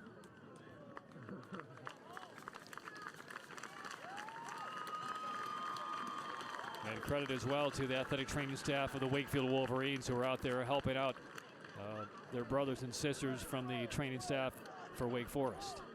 Brent Dorenkamp, who's a long-time athletic trainer here, does a great job. And, you know, for both sides, the safety and health of these kids is so important. It's good to see both sides come together and try to help out the players that are falling on the field injured. Yeah, great to see Pants walking off under his own power. We talked about this being such a intense rivalry game over the years, bridging conference to conference, probably generation to generation, especially since the Wakefield school opened up. They've had some big-time battles in this series. It all coming together when there's a fallen player on the field. Ready to resume. First and goal now for Wakefield. And now a little reversal, and Bunch wants to throw, and there's the quarterback diving. Ivy couldn't get to it. He was wide open, and Bunch just, I mean, he wasn't near the bullseye. If he's playing darts in my bedroom, he threw one against the side wall. I mean, that wasn't close. And look at Ivy saying, all I need to do is just toss it my way. Set up. I mean, there's nobody near him. And again, that dart is down the hallway instead of in the triple 20 range. Yeah, and with that's a good play design, though. Yeah. Well, we lauded the play design on the previous play on the catch and the lateral that almost went for a touchdown. And for Bunch, that might be his only opportunity ever to execute that play. They may not call his number on being the guy to throw it again. He's a great receiver. He's a great receiver. And I'll tell you, though, like what he's been able to do in the passing game, like every touchdown he's gotten, he's been double covered. So, you know, there it's just the 2-point conversions for Wakefield right now. Trying to come back in, they just haven't been able to execute. Yeah. Now, I will say this about Bunch now, throwing, even though that was a 2-point conversion, throwing, he's now 0 for 2. this season. 41-24 is the two-point conversion. Fails again for Wakefield. And with 2:45 to go, we'll see another onside kick by Elms and Wakefield.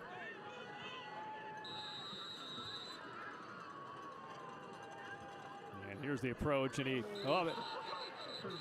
that might be the worst onside kick attempt I've ever seen. The onside kick has to go 10 yards forward. That went 3 yards backwards. We won't see that on the national highlight reel next week. We'll take one more look, and hopefully for Elms, the last look he'll ever see at that one the rest of his life. Yeah. He's a little more time in the weight room. The ball's slippery out there. Yeah, the instruction he's getting on the sideline from the coach saying you got to kick it forward is blatantly obvious.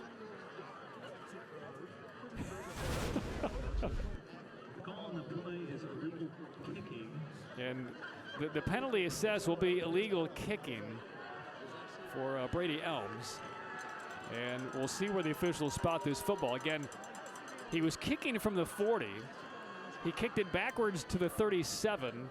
And now they'll be penalized even further, and they're going to move the spot of the football to the 30.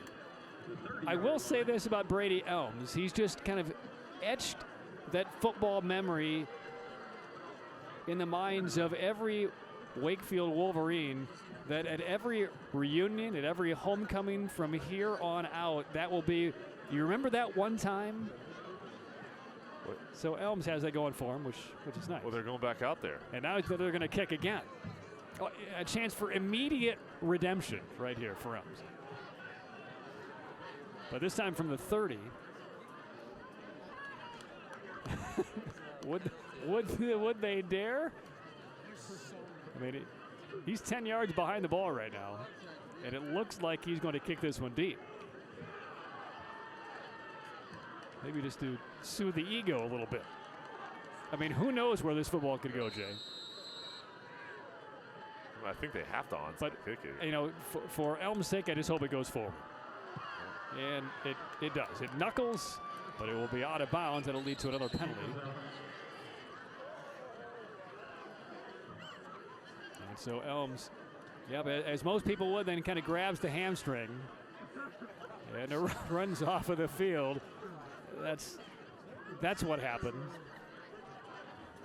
2:45 left, fourth quarter. We're just having a little fun, Brady.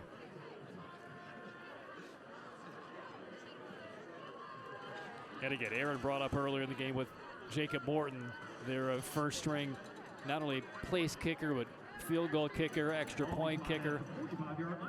Unable to go tonight because of an injury. 41-24. Wake Forest on top of Wakefield. And after those two illegal kicks, this drive now begins the 45-yard line for the Cougars. And a quarterback change for Wake Forest. Handoff to Stencil. And he will run hard off the left for about 9. And we'll take a look at that last Saltwater Seafood and Fry Shack scoring drive. The final play. How about this? One of the most creative touchdown plays we've seen all year. The catch made by Walter Page, an immediate flip to a streaking Bunch who takes it in. 27 seconds off the clock. And we will not address the kickoffs anymore. 2:14 left. Next week, a couple big games, Patrick, for both these teams. Going to Nightdale for Wakefield, and then Heritage, another rivalry game for the Cougars. Chad Hillman now in at quarterback. And then a handoff will lose a couple of yards. Stencil again. Wakefield still 2 timeouts remaining. They will sit on those as we wind down into the final couple of minutes. Wakefield was down 21-0 at halftime. Got on the board midway through the third to make it 35-6. But then a field goal made it 38-6. And we've seen Wakefield 3 touchdowns over its last 4 possessions of this game.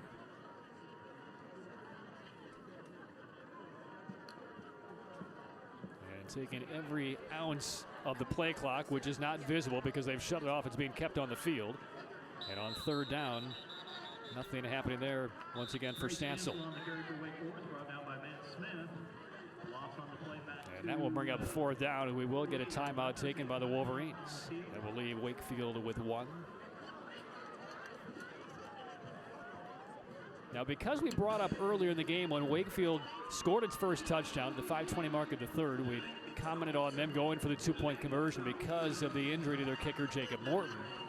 They've scored 4 touchdowns. They have failed on the 2-point try all 4 times. So let's just say if Morton's healthy, he kicks the extra point each time. It's 41-28. Or, best case, you convert on the 2 all 4 times. It's a 41-32 game. Isn't it amazing the what ifs that could have happened there? Because you look at this and Wake Forest dominated the first half and even part in the second half. And then Wakefield came on, and you look at a couple things and a couple more points, you know, 1 more play, and all of a sudden it's a 1 or 2 score game for Wakefield. And it really changes the complexion, especially here in the 4th quarter. So Wake Forest sprints back onto the field, 1:09 left, 4th down, and the punt team comes on for Wake Forest. And it's Austin Riley. And he will get this one off. And hangs it up. It will land inside the 20. And it goes back forward and down by Wake Forest at around the 21-yard line. 1 minute exactly remaining. Wakefield football down by 17. Well, it wasn't the Herculean comeback we saw Wakefield put together against Heritage, but several pieces of the jigsaw puzzle for the Wolverines did get put together here in this second half, and that's a good sign moving forward. I think they have a lot to be proud of as far as the fight, the resiliency that they showed. And again, the first half, it was a blowout for Wake Forest, and they came back, and I think they improved in a lot of areas from what we saw a couple weeks ago, Pat, as far as their team. And, you know, again, that's something, you know, big game next week against Nightdale where they've got to win that ball game. Yeah, that would get them to their 6th win and basically get them into the postseason. And with what we've seen from Ivy and from Bunch and from Lohr and Page, they have an offense that will be tough for a lot of teams the first round or 2 to handle, so long as the draw is good and Wakefield finds itself in. Well, Wakefield has pieces that scare you. I mean, when a quarterback can throw the way Ivy can, you've got wide receivers on the outside. It's tough to find teams. You know, this is state championship team in Wake Forest, but you look at other teams throughout the state, there's not a lot of teams that can match up on the outside with their secondary, you know, and stopping this explosive offense. And you look on the defensive side, Jacoby Randolph, Matt Smith, there's big-time pieces on that side of the ball as well. Yeah, and the trouble is all 5 of those players you just mentioned are all seniors here for Wakefield. So they won't have any of those pieces back. High snap, it goes over Ivy. He'll pick up with the 5. Now the pressure comes up the sideline with room now, and Ivy again kind of tight ropes his way past the 25-yard line. That could have been about a 15-yard loss if he simply dive bombs on the football. Instead, picked up, stayed calm, and then realized where the territory was and made a positive gain out of that somehow. For most quarterbacks that don't have the athleticism, even if they pick that up, they're either getting rid of it or losing a ton of yards. See just the awareness, not to panic. And then, I mean, he just outruns the defenders. Yeah, and the issues that Ivy has had with his snaps tonight have been a lot of low snaps. He has not seen one sail over his head or come close until that one. But he has showed some really good composure. Turned what could have been a 15-yard loss into a 6-yard gain. It's 3rd down. And Ivy goes short to the sideline, hits Page, and Page steps out of a would-be tackle and picks up a couple of more out of the 39. That will stop the clock temporarily with a 1st down. 34 seconds left. Wakefield passes complete to Walter Page. That's enough for Wakefield. So the clock restarts. And the final couple of plays. A little more touchdown magic in the arm of Ivy. Beats the line to midfield. And out of bounds, he's spun at around the 48 in Wake Forest territory. 17 seconds left. With the arm strength of Ivy, 17 seconds. You still have the timeout. There's still time to take one more shot into the end zone. And those two guys, that's been the duo, the deep passing game. Yeah, they've hooked up officially for 2 touchdown passes.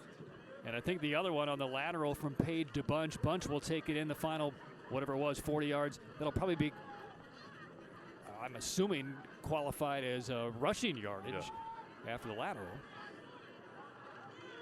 So the 49-yard line, 17 seconds left. And a direct snap to Ivy. Throws underneath. There's Lohr. And he gets out of 1 tackle and will be brought down at around the 39, maybe the 40, depends on forward progress. Clock stops for the moment at 5.8. And depending on where they mark it, we'll see if they get one more play. And look at that grass in the helmet of Will Lohr. Rivalry night coming to a close. And the first for James Ward. Look at that. With Wake Forest. And a little souvenir on senior night for Lohr. He's going to take that home with him. Put that on the mantle. Got to make you smile down there. Well, I think based on what we saw in this second half from Wakefield, there could have been a lot of long faces leaving this stadium tonight, but they have acquitted themselves so well as they are trying to replace the divots taken by the helmet of Will Lohr. There's going to be like a pothole out there with all that grass in his helmet. You got to go fill it. Timeout taken by Wakefield, so stops the clock at 5.8. Now, Will Lohr is a junior. So he'll be one of the pieces on the way back next year. Rashawn Jones, though, a senior. Page, a senior. Ivy, a senior. Smith, a senior. Jacoby Randolph, also a senior.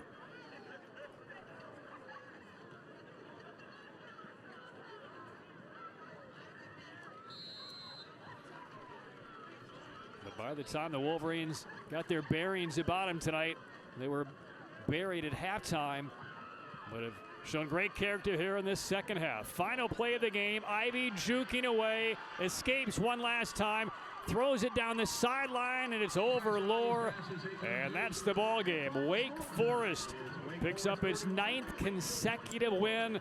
That's 54 wins in its last 55 games, and that sets up a duel with Heritage for the NAC 6 championship next week.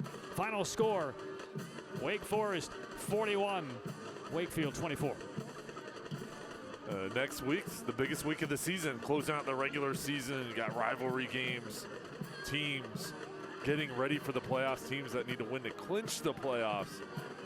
It's been such a great regular season. Again, this is a team tonight with Wake Forest. So much success in the past, kind of writing their own history this year. And Wakefield on the rise. You saw it in the second half. This is a team that's continuing to get better, improve. They've got talent. This is such a tough conference, and this game means so much to the coaching staffs on both sides, the players, these communities. Again, the long-standing kind of relationship here in this area, and these schools so close to each other, develops a lot of bonds in this game. All right, final game of the regular season next week for Wake Forest, a conference title on the line with Heritage. And then they began their title defensive 3 straight 41-24 winners over Wakefield. What rhymes with great? Participate. Where does greatness start? Here, in the classroom. On the diamond. In the pool. On the field. Where will your greatness take you? To better grades. To more friends. Yeah! Be great. Participate!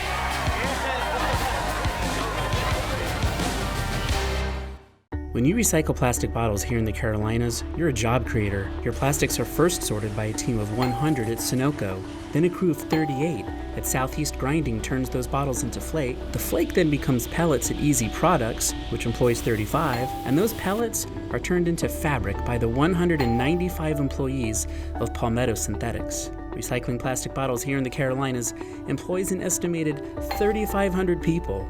Your bottle means jobs.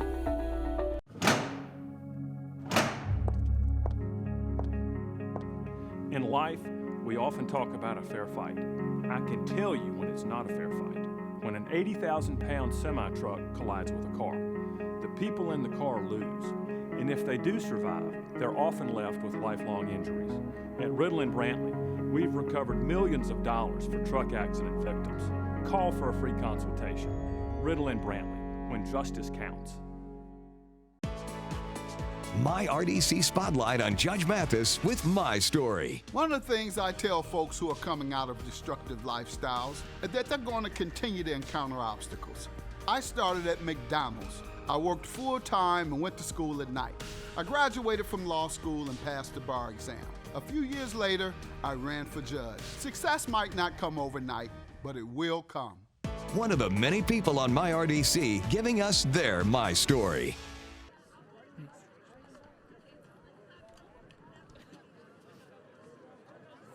Back at Wolverine Stadium, where Wake Forest, a 41-24 victory over Wakefield. Cougars moved to 9-1, and Wakefield to 5-5. There is the Predator Trophy, which for the 6th straight year will reside on the campus of Wake Forest High School. Aaron Summers down in the field with the victorious head coach, Reggie Lucas. Coach, you wanted to have great defense tonight. You had basically a shutout until the 4th quarter, and you stopped 4 two-point conversions. How would you evaluate your defense's performance? Very pleased defensively the way we played. I think we did give up a couple of big plays on some missed assignments, so we got to clean that up. But overall, very pleased with the defense. Overall, what have you seen from your team as this season has progressed, and how do you think that that's going to bode as far as postseason goes? I think we're grinding. We had some bumps in the road with different things happening with the team, but they're grinding through it, and they realize that at the end of the season you want to play your best football, and I think we're trying to work towards that with one game left in the season. You definitely have the undefeated streak back in action, and you earn another Friday Night Rival trophy. Congratulations. Thanks a lot. Patrick. All right, thank you, Aaron. Thank you, Reggie Lucas. Wake Forest 41-24 win over Wakefield. They are now 9-1. They're also proving to themselves that there is life beyond injured players. There is life beyond suspended players, and a chance for them to kind of write their own story as the postseason begins in a couple of weeks, but a big game next week. For sure. He said the word grinding. This team has learned a lot throughout the season, but it comes out to another rivalry game against Heritage in the week's final season, and then it's playoff time where they've been so impressive and so good. And for Wakefield, this is a team, we saw them 2 weeks ago against Heritage. Huge comeback. There were a lot of mistakes in that ball game. Here coming out, they kind of got knocked back and 21-0 before you knew it. And then the fight, the resiliency to come back in the game. Program on the rise. Love the talent that I see on the field, and they're getting better. And next week's ball game, for them, it's everything against Knightdale. Wakefield 5-5 on the road to close out the regular season against Knightdale next week. Wake Forest battles for an Act 6 title with Heritage, and then begins their 3 state title defenses. All of us would like to take a moment to thank all the great folks at Lane & Associates Family Dentistry, NC Assist Loan, and Riddle and Brantley who make all of these games possible. We'd also like to thank our other great supporters for Friday Night Rivals telecast. Wake 86 at Blue Cross Blue Shield of North Carolina, the U.S. Marines, NC Oral Surgery and Orthodontics, Western Carolina University, a Plus Tree and Crane, and Saltwater Seafood. We'd also like to thank the participating high schools and their administrators for their support. Wake Forest High and right here at Wakefield. Next Friday, Cardinal Gibbons takes on the Enloe Eagles. Don't miss the Friday Night Rivals report Friday mornings at 7:10 on Pulse FM. We'll highlight the week's matchup, key players, and everything you need to know. It's Friday morning at 7:10 on Pulse 96.9 and 102.5. For Aaron Summers, Jay Sohnhalter, and our entire Friday Night Rivals crew, Patrick McKenna saying goodnight from Wolverine Stadium, where Wake Forest defeats Wakefield 41-24.